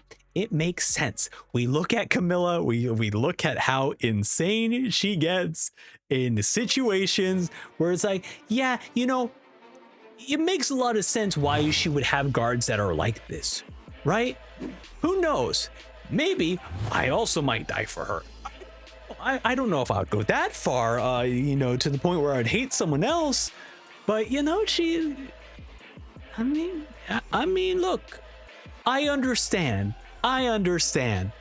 When you look at pictures of Camilla, how can you not go crazy, man? Dude, she's awesome. Anyway, speaking of crazy, Morena, but we don't get to see Morena this volume. Togashi teasing us. We don't get to see Morena this volume, but she's not in tier 3, so we know that she is somewhere else, probably causing havoc. Man, oh man. And that's it. That is all we have for volume 37. Important question before we leave.